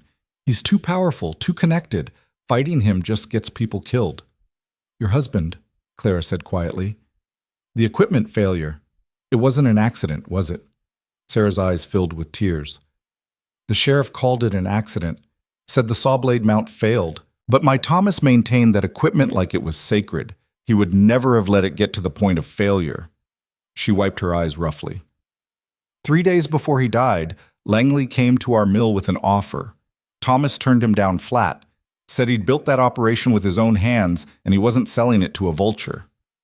"And then the accident happened," Rowan said. "And then Thomas died, crushed by his own equipment." Sarah's voice broke. "Langley showed up to the funeral with cash and legal papers. Said he was sorry for my loss, but I had bills to pay and no way to run the mill myself. He'd take it off my hands for a fair price, let me walk away with enough to start over." "How much did he pay you?" Clara asked. $2,000, for a mill and timber claim worth at least 20. Sarah met Clara's eyes, her expression haunted. "But I had 3 children to feed and creditors circling. What choice did I have?" Clara reached out and took the older woman's hand. "You did what you had to do to survive. That's not weakness. That's strength." "Doesn't feel like strength when I know my husband's death wasn't an accident and I let his killer profit from it." Sarah squeezed Clara's hand. "If you're planning to fight Langley, be careful. He doesn't just ruin people financially, he destroys them completely." They left the boarding house with Sarah's story ringing in Clara's ears. The sun was beginning its descent toward the horizon, painting the mountains in shades of amber and gold. Clara felt the weight of what they were up against settling over her like a physical burden. "We need more," she said as they walked back toward the horses. "One widow's testimony won't be enough to bring charges." "The sheriff's office," Rowan suggested. "Even if they're in Langley's pocket, they have to keep records of reported incidents." The sheriff's office was a stone building at the edge of town, designed more like a fortress than a place of law. Inside, they found a deputy reading a newspaper with his feet propped on the desk. "Sheriff's out," he said without looking up. "Won't be back until tomorrow." "We're here about Victor Langley," Clara said. That got his attention. The deputy's feet hit the floor and his hand moved instinctively toward his gun. "What about him?" "We want to see any complaints filed against him or his company. Public record." "There aren't any complaints, but—" The deputy's voice was flat, final. "That's impossible," Clara countered. "A man who's acquired 17 timber operations in 3 years, several after the previous owners died in accidents? There have to be complaints." "Well, there aren't." The deputy stood, his hand still resting on his weapon. "Now I suggest you folks move along before you find yourselves on the wrong side of the law." "The wrong side of the law," Rowan repeated slowly, "or the wrong side of Langley's payroll." "Get out." The deputy's face had gone red. "Now, before I arrest you both for disturbing the peace." They left, but Clara's mind was already racing. The fact that there were no official complaints was evidence in itself, proof of how thoroughly Langley controlled the local law enforcement. As they walked back toward the horses, Clara noticed a man watching them from across the street. Older, weathered, with the look of someone who'd spent his life underground. When he caught Clara's eye, he jerked his head toward the alley beside the general store, then disappeared into the shadows. "Did you see that?" Clara asked. "I saw." Rowan's hand moved to the knife at his belt. "Could be a trap. Or it could be someone who wants to talk without being seen." Clara was already moving toward the alley. "Wait here." Like hell. Rowan followed close behind, his body positioned to shield her if necessary. The man was waiting in the alley, pressed against the wall where shadows hid him from casual view. Up close, Clara could see the coal dust permanently embedded in the lines of his face, the slight wheeze in his breathing that marked him as a miner. "You're the ones asking about Langley," he said, without preamble. "Word travels fast in a small town." "We are," Clara confirmed. "Do you know something?" "I know plenty. I know he's poisoned wells, burned buildings, and had at least 4 men killed in staged accidents. I know he's got the sheriff in his pocket and half the town council on his payroll, and I know you're wasting your time trying to fight him through legal channels." "Then how do we fight him?" Rowan asked. The miner looked at him with something like pity. "You don't. You either sell and get out, or you end up like Thomas Chen and all the others." "There has to be another way," Clara insisted. "Evidence he can't suppress, witnesses he can't silence. There is one thing." The miner glanced around nervously. "Langley keeps records, documents of every dirty deal, every bribe, every threat. Keeps them as insurance in case any of his partners try to turn on him. If you could get your hands on those records—" "Where does he keep them?" Rowan's voice was sharp with interest. "His office in the timber yard, big safe in the back room, but it's guarded round the clock and Langley's paranoid about security." The miner started backing away. "That's all I'm saying.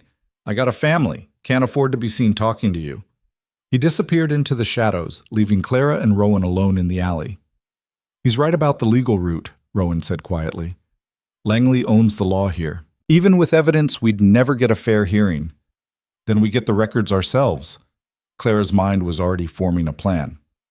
"We break into his office, find the safe, take everything he's got. That's burglary. That's justice." Clara met his eyes, seeing the conflict there. "I know it's risky. I know it could go wrong in 100 different ways. But what's the alternative? Wait for him to destroy us like he destroyed everyone else?" Rowan was silent for a long moment. Then he nodded slowly. "If we're doing this, we do it tonight, before he knows we're in town asking questions." They spent the next hours planning, using the approaching dusk as cover to scout Langley's timber yard on the outskirts of town. The operation was massive. Multiple warehouses, a sawmill, equipment sheds, and the main office building sitting at the center like a spider in a web. 2 guards patrolled the perimeter, and lights burned in several buildings despite the late hour. "The office has 1 guard on the door and 1 making rounds," Rowan observed from their hiding spot in the trees. "We'll need a distraction." "Fire," Clara said. "Something small and controlled, enough to draw the guards away, but not enough to actually burn the place down." "You want to commit arson on top of burglary?" "I want to save Iron Ridge. This is how we do it."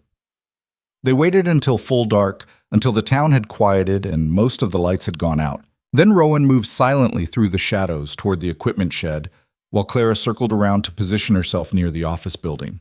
The explosion, when it came, was louder than expected. Rowan had found a cache of blasting powder meant for clearing stumps and put it to better use. Flames shot into the night sky from the far side of the yard. Shouts erupted as guards ran toward the fire. Clara didn't waste time. She sprinted to the office building, using the knife Rowan had given her to Jimmy, the lock on the back door. Inside, she moved by feel and memory, navigating through the main office toward the back room where the safe should be. She found it exactly where the miner had said, a massive iron box built into the wall, its surface marked with Langley's initials. Clara had hoped for a simple combination lock she might crack with patience. Instead, she found something far more complex. "Damn," she whispered, running her hands over the mechanism. This would require either dynamite or a professional safecracker, neither of which she had access to. Then she noticed the desk drawer standing slightly ajar. Inside, among scattered papers and correspondence, was a small leather journal. Clara opened it and found herself looking at what appeared to be business records, dates, names, amounts. But between the legitimate entries were others, written in a cramped hand that radiated paranoia. She flipped through the pages, her heart racing as the scope of Langley's crimes revealed itself. Bribes paid to officials, contracts for hired violence, detailed accounts of sabotage operations, and near the back, a list of names, all the independent operators he'd destroyed, with notes beside each describing the methods used. Thomas Chen's name was there, with the notation, "Equipment failure crushed, widow cooperative." Further down, she found entries that made her blood run cold. Iron Ridge, water poisoned March 12th. Men sick March 14th. Armed warning delivered March 20th. Escalate if no sale by April 1st. Today was March 28th. They had 3 days before Langley's next move. Clara tucked the journal into her coat and turned to leave, but froze at the sound of voices outside the office. The guards had returned faster than expected. She ducked behind the desk as the door swung open and lamplight flooded the room. 2 men entered, one of them Dalton Greer himself. "Whole thing was a distraction," Greer was saying. "Somebody wanted us looking the other way. Check if anything's missing." Clara pressed herself against the floor, making herself as small as possible. Through the desk's open knee space, she could see Greer's boots moving around the room. If he came behind his desk, she was caught. Then a new voice called from outside. "Greer, fire's spreading to the warehouse." Greer cursed and ran back out. Clara waited 30 seconds, an eternity, while her heart hammered against her ribs, then slipped out from behind the desk and through the back door into the night. She found Rowan where they'd agreed to meet, in the trees beyond the yard's perimeter. His face was smudged with soot, his eyes wild with adrenaline. "Did you get it?" he asked. Clara pulled out the journal. Not the safe, but this might be even better.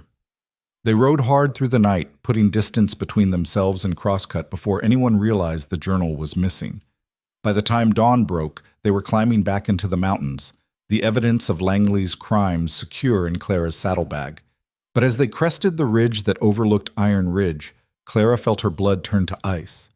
Smoke was rising from the camp, not the normal smoke of cook fires and heating stoves, but thick black columns that spoke of destruction. "No," Rowan breathed, spurring his horse forward. They rode like demons, crashing through the forest with reckless speed. As they burst into the clearing, Clara's worst fears materialized before her eyes. The timber yard was burning. Massive stacks of cut lumber, representing months of work and thousands of dollars, were engulfed in flames that leaped 20 feet into the air. Men ran back and forth with buckets, trying desperately to contain the blaze, but it was already too late for the majority of the lumber. Big Jack saw them coming and ran to meet them, his face black with soot. "They hit us 2 hours ago. 6 men on horseback threw torches into the timber stacks and rode off before we could stop them." "Anyone hurt?" Clara demanded, already dismounting. "Tommy took a fall trying to put out the first fire. Twisted his ankle bad. Sven got burned on his hands." Big Jack gestured toward the main building. "He's inside. Won't let anyone touch him until you get back." Clara ran, her exhaustion forgotten. She found Sven in the kitchen, his hands wrapped in wet cloths, his face gray with pain. "Let me see," she said gently, unwrapping the makeshift bandages.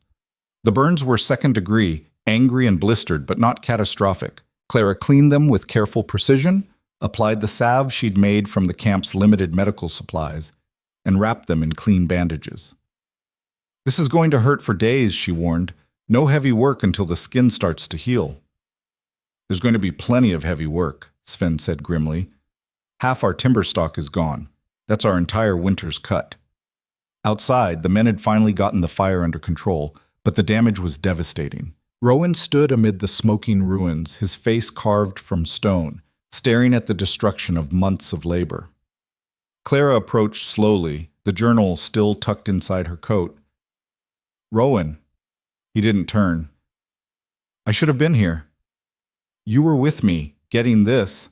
She pulled out the journal. Evidence of everything Langley's done. Names, dates, amounts. Enough to bury him.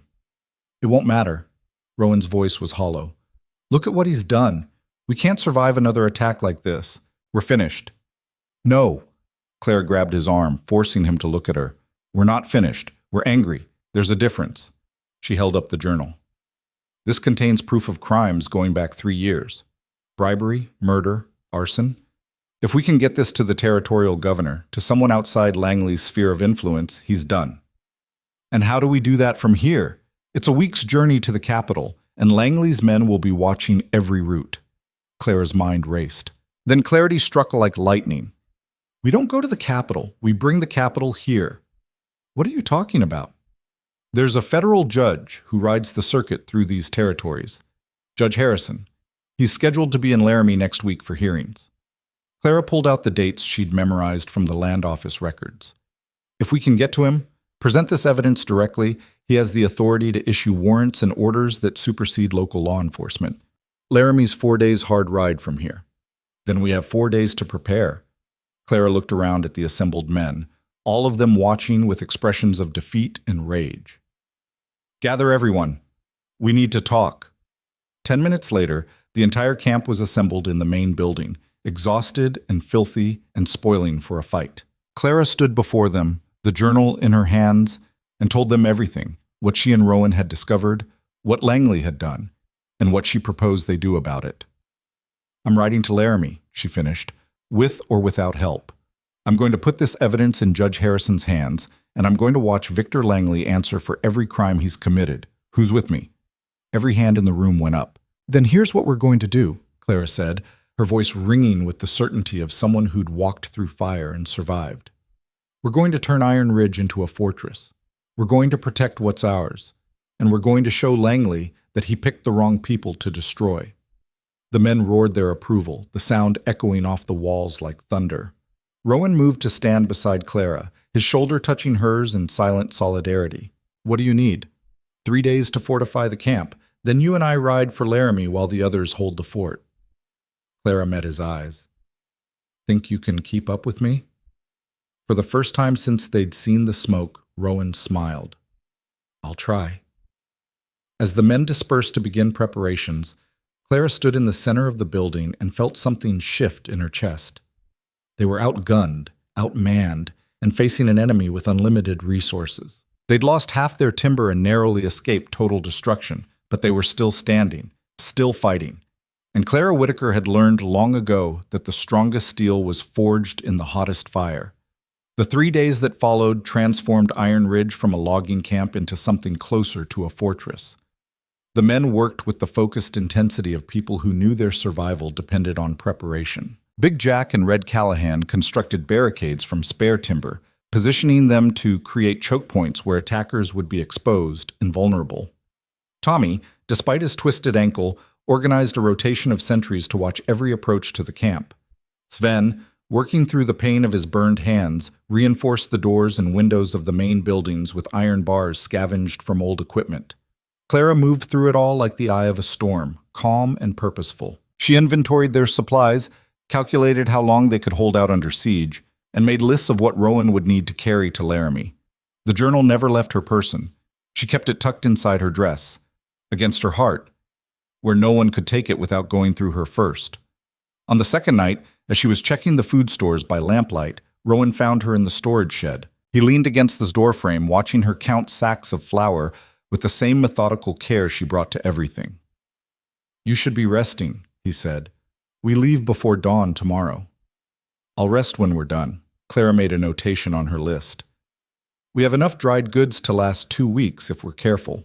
Fresh meat will depend on hunting, but with the sentries posted, we can't afford to have men out in the forest.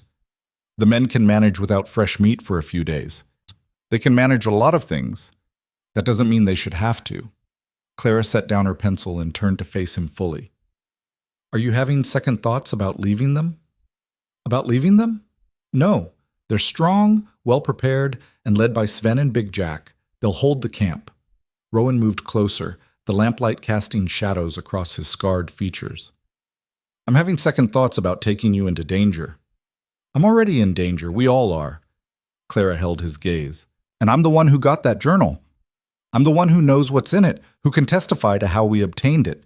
Judge Harrison will need to hear it from me. Judge Harrison will believe whatever we tell him. You don't have to, but... Yes, I do. Clara's voice was firm. I'm not staying behind while you risk your life to save this camp. Iron Ridge is mine too, Rowan. I earned my place here, and I'll fight for it the same as any man. Rowan studied her in the flickering light, something complicated working behind his eyes. "You're the most stubborn, infuriating, magnificent woman I've ever known." The words hung in the air between them, charged with meaning neither had spoken aloud until now. Clara felt her breath catch, her heart hammering against her ribs where the journal rested. "Rowan, I know." He closed the distance between them in 2 strides, his hands coming up to frame her face with surprising gentleness. His thumbs traced the edges of her burn scars, not with pity or revulsion, but with something that looked almost like reverence. "I know this isn't the time. I know we have a war to fight and a camp to save. But if something happens tomorrow, if we don't make it to Laramie, I need you to know—" Clara rose on her toes and kissed him, cutting off whatever he'd been about to say. His lips were warm and rough against hers, tasting of coffee and pine smoke. His arms came around her, pulling her close, and for one perfect moment the world narrowed to just the 2 of them, 2 scarred survivors who'd found something worth protecting in each other. When they finally broke apart, both breathing hard, Rowan rested his forehead against hers.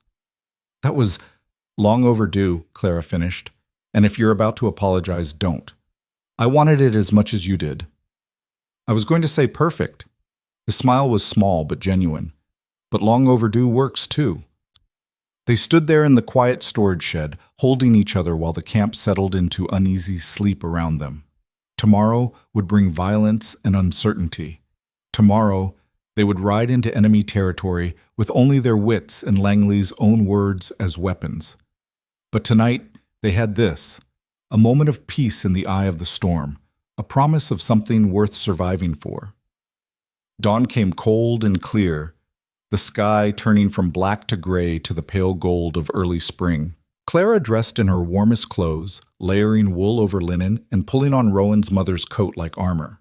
She braided her hair tightly, checked the journal one final time, and stepped out to find the entire camp assembled to see them off. The men stood in a loose semicircle, their faces reflecting determination and worry in equal measure. Big Jack held a rifle across his chest. Sven's bandaged hands rested on the axe at his belt. Tommy stood on his good leg using a makeshift crutch but refusing to sit. "We'll hold the fort," Big Jack said, his deep voice carrying authority. "Langley's men come calling. They'll find we're not as easy to burn as a pile of timber."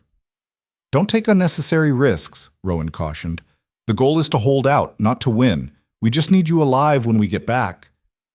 "When you get back," Sven repeated, his weathered face creasing into a smile.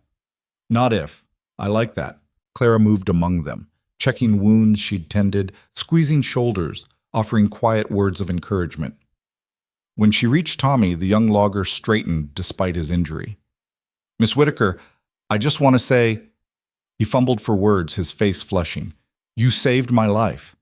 You saved all our lives. And now you're riding into danger to save us again. I won't forget that. None of us will." "Then don't forget to keep the coffee hot," Clara said, her voice lighter than she felt. "I'll want a cup when we get back." The ride down from Iron Ridge felt different this time. Clara and Rowan pushed their horses harder, taking risks on the icy trail they'd avoided before. Speed mattered now.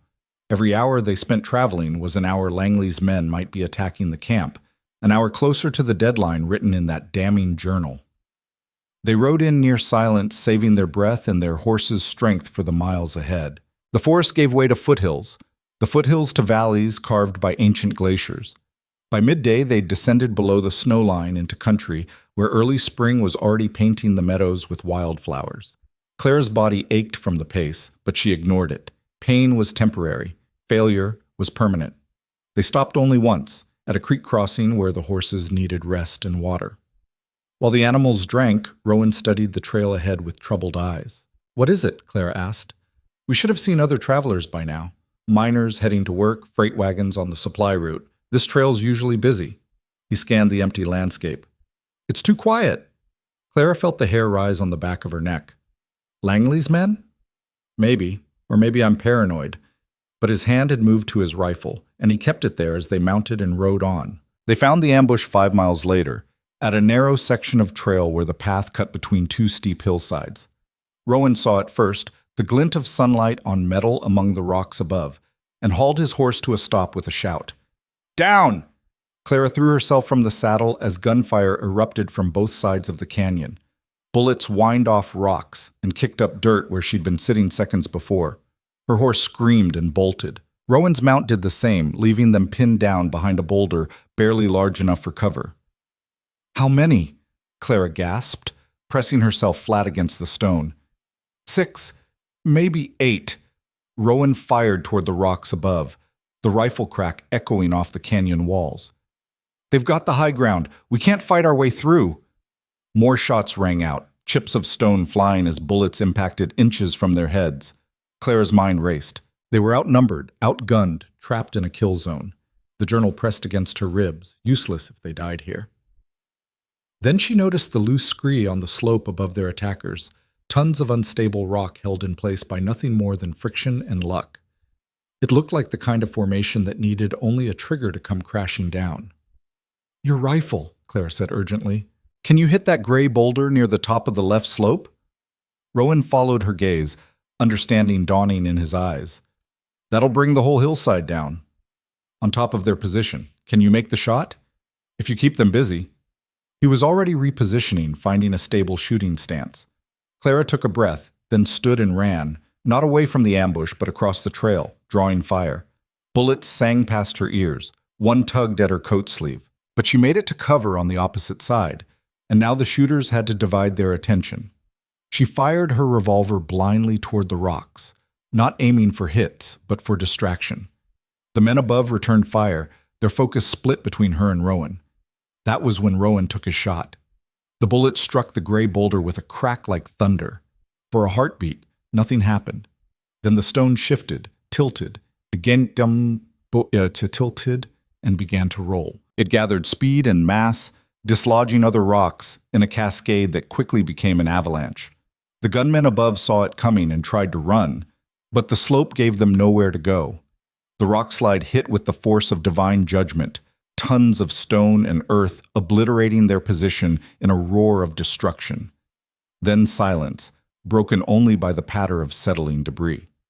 Clara and Rowan emerged from cover slowly, weapons ready, but there was no further threat. The ambush position had been buried under 20 feet of rock. If anyone had survived, they wouldn't be a danger for hours. "The horses," Clara said, her voice shaking slightly as the adrenaline drained away. They found the animals a quarter-mile down the trail, nervous but unharmed. Clara's hands trembled as she grabbed her mount's reins, the reality of how close they'd come to death settling over her like a weight. "Hey!" Rowan's hand settled on her shoulder. "You're alive. We both are." They were waiting for us. Langley knew we'd be coming this way. Which means he's scared. Men who are winning don't set ambushes on mountain trails. Rowan helped her into the saddle. "We're getting close to ending this. He knows it." They rode hard through the afternoon and into the evening, putting distance between themselves and the ambush site. By the time they stopped for the night, both of them were swaying with exhaustion. They made a cold camp in a dense stand of pines, unwilling to risk a fire that might give away their position. Claire sat with her back against a tree, the journal in her hands, reading through Langley's crimes by moonlight. Each page made her angrier, each notation of violence and corruption hardening her resolve. "You should sleep," Rowan said quietly from where he sat keeping watch. "I will, soon." Clara turned another page. "I'm memorizing this. Every name, every date, every crime. If something happens to this journal, I want to be able to testify from memory. Nothing's going to happen to that journal, or to you. I won't allow it." Clara looked up at him, seeing the fierce protectiveness in his eyes. "You can't promise that. Watch me." Rowan moved to sit beside her, close enough that their shoulders touched. "I lost my family once, Clara. I built Iron Ridge from anger and grief, turned it into something that mattered, but it was still just timber and work and survival. Then you walked out of a blizzard and changed everything." "Rowan, let me finish." His hand found hers in the darkness. "You turned the camp into a home. You turned those men into a family. You turned me into someone who could feel again instead of just existing. So yes, I can promise to keep you safe because the alternative is unthinkable." Clara laced her fingers through his, feeling the calluses and scars that matched her own. When this is over, I'm going to court you properly. Take you to dinner in a real restaurant. Buy you flowers. Do all the things a woman deserves. His thumb traced circles on the back of her hand. "And then, if you'll have me, I'm going to ask you to marry me and make Iron Ridge your home permanently." Clara's heart swelled so large it hurt. "Yes. I haven't asked yet." "I'm answering anyway. Yes." She turned to face him fully. "To all of it. The courting and the flowers and the marriage and the home. Yes?" Rowan cupped her scarred face in his hands and kissed her with a tenderness that made her eyes sting with tears. "Then we survive this," he whispered against her lips, "because I'm not losing my future before I've had a chance to live it." They reached Laramie late the following afternoon, both of them gray with exhaustion, but driven by purpose. The town was larger than Crosscut, more established, with brick buildings and paved streets. Clara felt conspicuous in her trail-worn clothes and obvious scars, but she kept her head high as they rode toward the courthouse. Judge Harrison was exactly where the clerk said he'd be, in his chambers, reviewing case files before tomorrow's hearings. He was a spare man in his 60s with keen eyes and the bearing of someone who'd seen too much human nature to be easily shocked. "Mr. Hale," he said, recognizing Rowan from previous legal matters. "This is unexpected. And you are?" "Clara Whitaker, Your Honor. I'm the camp matron at Iron Ridge." Clara pulled out the journal with hands that almost steady. "We have evidence of crimes committed by Victor Langley: murder, arson, bribery, intimidation. Years of crimes documented in his own hand." Judge Harrison took the journal, his expression neutral as he began to read. Minutes passed in tense silence. Clara watched his face, trying to read his reaction, but the judge had spent decades perfecting his poker face. Finally, he looked up. "This is quite an accusation." "It's all true, Your Honor." Clara leaned forward. "Every word. I can provide corroborating witnesses. A widow whose husband died in a staged accident, camp records showing the poisoning of our water supply, testimony from miners in Crosscut about intimidation and violence." "And how did you obtain this journal?" Clara and Rowan exchanged a glance. "We took it from Langley's office," Clara admitted, "without permission." "That's burglary. That's the only way to get justice when the local sheriff is on Langley's payroll." Clara held the judge's gaze. "I know what we did was illegal. I'm willing to face consequences for it. But first, I'm asking you to look at what's in that journal and tell me it doesn't warrant investigation." Judge Harrison studied them both. Two people who'd ridden through an ambush and days of hard travel to bring him evidence. "I could dismiss this out of hand. Fruit of the poisonous tree, as lawyers say. Evidence obtained illegally is often inadmissible." "But you won't," Clara said with certainty she didn't quite feel.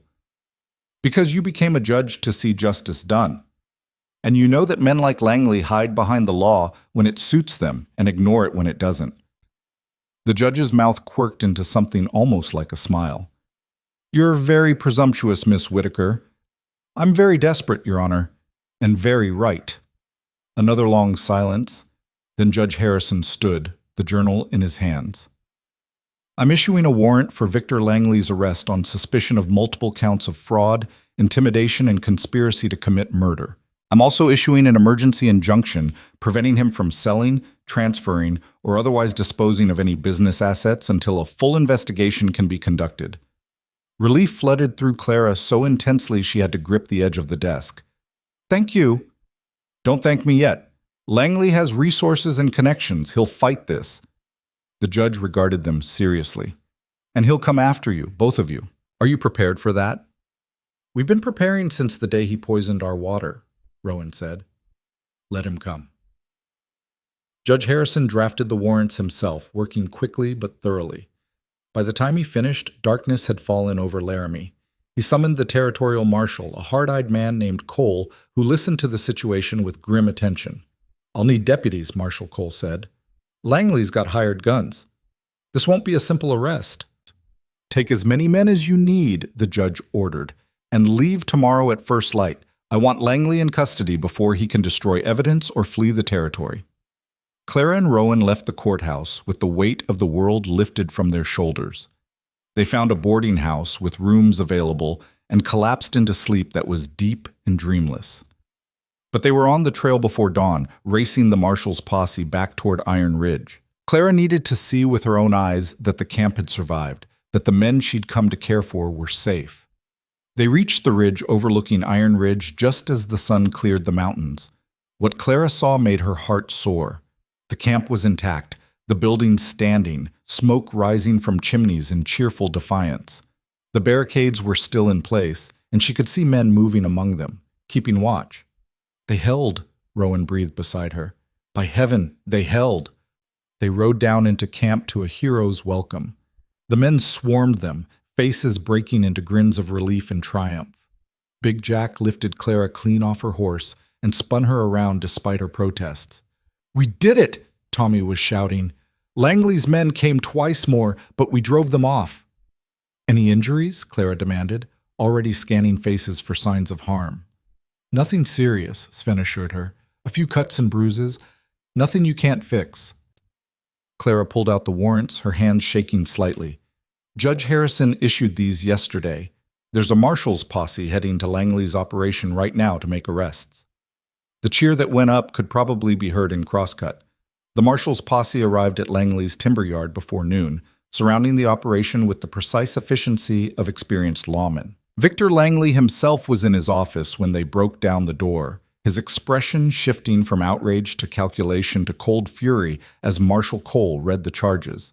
"This is harassment," Langley blustered. "I have lawyers. I have connections. You can't—" "I can, and I am." Marshal Cole slapped handcuffs on Langley's wrists with obvious satisfaction. "You're under arrest for conspiracy to commit murder, among other charges. You have the right to remain silent, though I doubt you will." The safe was opened, revealing documents that corroborated everything in the journal: contracts for violence, ledgers showing bribes, correspondence with corrupt officials. It was enough evidence to keep prosecutors busy for months. News of Langley's arrest spread through the mountain communities like wildfire. Within days, other victims began coming forward. Miners who'd been intimidated, small operators who'd been driven out, widows who'd been cheated. The case grew from a single logging camp's fight for survival into a territory-wide scandal. Sarah Chen was among the first to testify, her voice steady as she described her husband's death and the pressure she'd faced to sell. Other witnesses followed, each adding their story to the growing mountain of evidence against Langley. The trial, when it finally occurred 3 months later, was swift and decisive. Judge Harrison presided with stern impartiality, but the verdict was never in doubt. Victor Langley was convicted on 17 counts of fraud, conspiracy, and intimidation. He was sentenced to 20 years in the territorial prison, his business empire dissolved and its assets used to compensate his victims. But long before the trial concluded, life at Iron Ridge had returned to something better than normal. The camp thrived under Clara's management. With Langley's threat removed, they could focus on the work itself, cutting timber, running the operation, building something sustainable. The men worked with renewed purpose, their bonds forged stronger by the trials they'd endured together. Clara and Rowan were married in late spring, in a ceremony held in the clearing where she'd first arrived half-frozen and desperate. The entire camp attended, along with friends from Crosscut and even Judge Harrison, who'd made the journey up the mountain specifically for the occasion. Clara wore a simple dress she'd sewn herself, but Rowan looked at her like she was wearing silk and diamonds. When Sven, ordained as a lay minister years ago, asked if he took this woman as his wife, Rowan's answer rang clear and certain. "I do, forever." The celebration that followed lasted well into the night, with food and music and laughter echoing through the forest. Clara danced with Rowan, with Big Jack, with Tommy, with every man in camp who'd become family. She stood among them, scarred, strong, utterly herself, and felt a completeness she'd never thought possible. As the party wound down and the stars blazed overhead, Rowan pulled Clara aside to the edge of the clearing. "I have something for you," he said, producing a small wooden box. Inside was a ring, simple gold set with a single small diamond. "It was my mother's," Rowan explained. "The only thing that survived the avalanche. I want you to have it." Clara slipped the ring onto her finger, her eyes stinging with tears. "It's perfect. You're perfect." Rowan pulled her close, resting his chin on top of her head. "You walked out of a blizzard and saved my life without either of us knowing it." "We saved each other," Clara corrected. "That's what partners do." Over the following months, Iron Ridge grew from a camp into a community.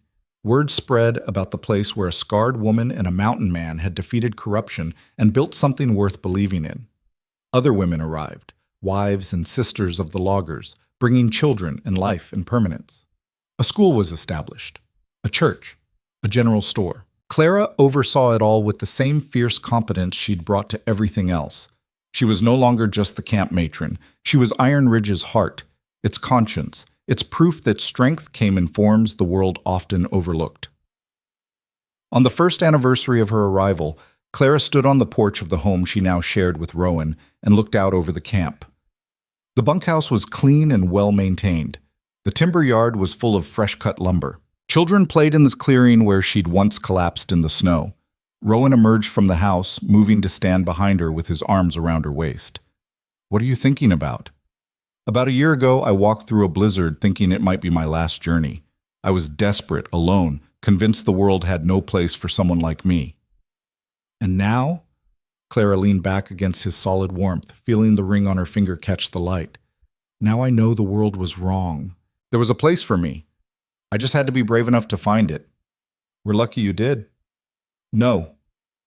Clara turned in his arms to face him, seeing her reflection in his pale eyes, scarred but smiling, damaged but whole, exactly herself. "I'm the lucky one. I found a home worth fighting for and a partner worth fighting beside. That's more than most people find in a lifetime." Rowan kissed her, soft and sweet, while the camp bustled with life around them. And Clara Whitaker, once an outcast with nothing but determination and scars, kissed him back, knowing she'd finally found exactly where she belonged. On a mountain in Wyoming, in a camp called Iron Ridge, where strength mattered more than beauty and courage counted more than perfection, a woman who'd been rejected by the world had created a place where she could thrive.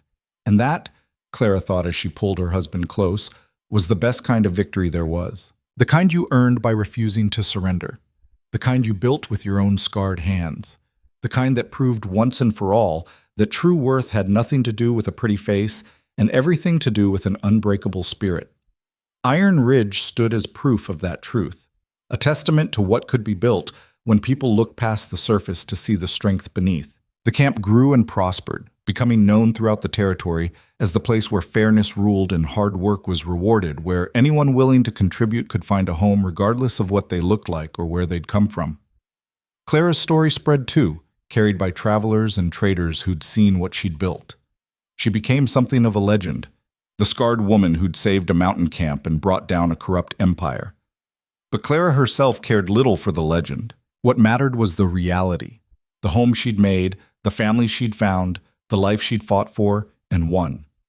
And every morning, when she woke beside Rowan in the home they'd built together, when she walked through a camp full of people who valued her for who she was rather than what she looked like, Clara remembered the woman who'd walked through a blizzard with nothing left to lose. That woman had been brave enough to take one more chance when everyone else had given up on her. That woman had been strong enough to turn rejection into purpose, scars into symbols of survival, desperation into determination. That woman had walked through fire, literally and figuratively, and emerged not broken, but forged into something stronger than before. Clara carried that woman with her always, a reminder that the world's judgments meant nothing compared to the truth she'd proven with her own life. She was scarred. She was strong. She was exactly enough, exactly as she was. And Iron Ridge, thriving and whole, stood as permanent proof that sometimes the people the world rejected were exactly the ones who changed it. The ones who changed it. The ones who changed it. The ones who changed it. The ones who changed it. The ones who changed it. The ones who changed it. The ones who changed it. The ones who changed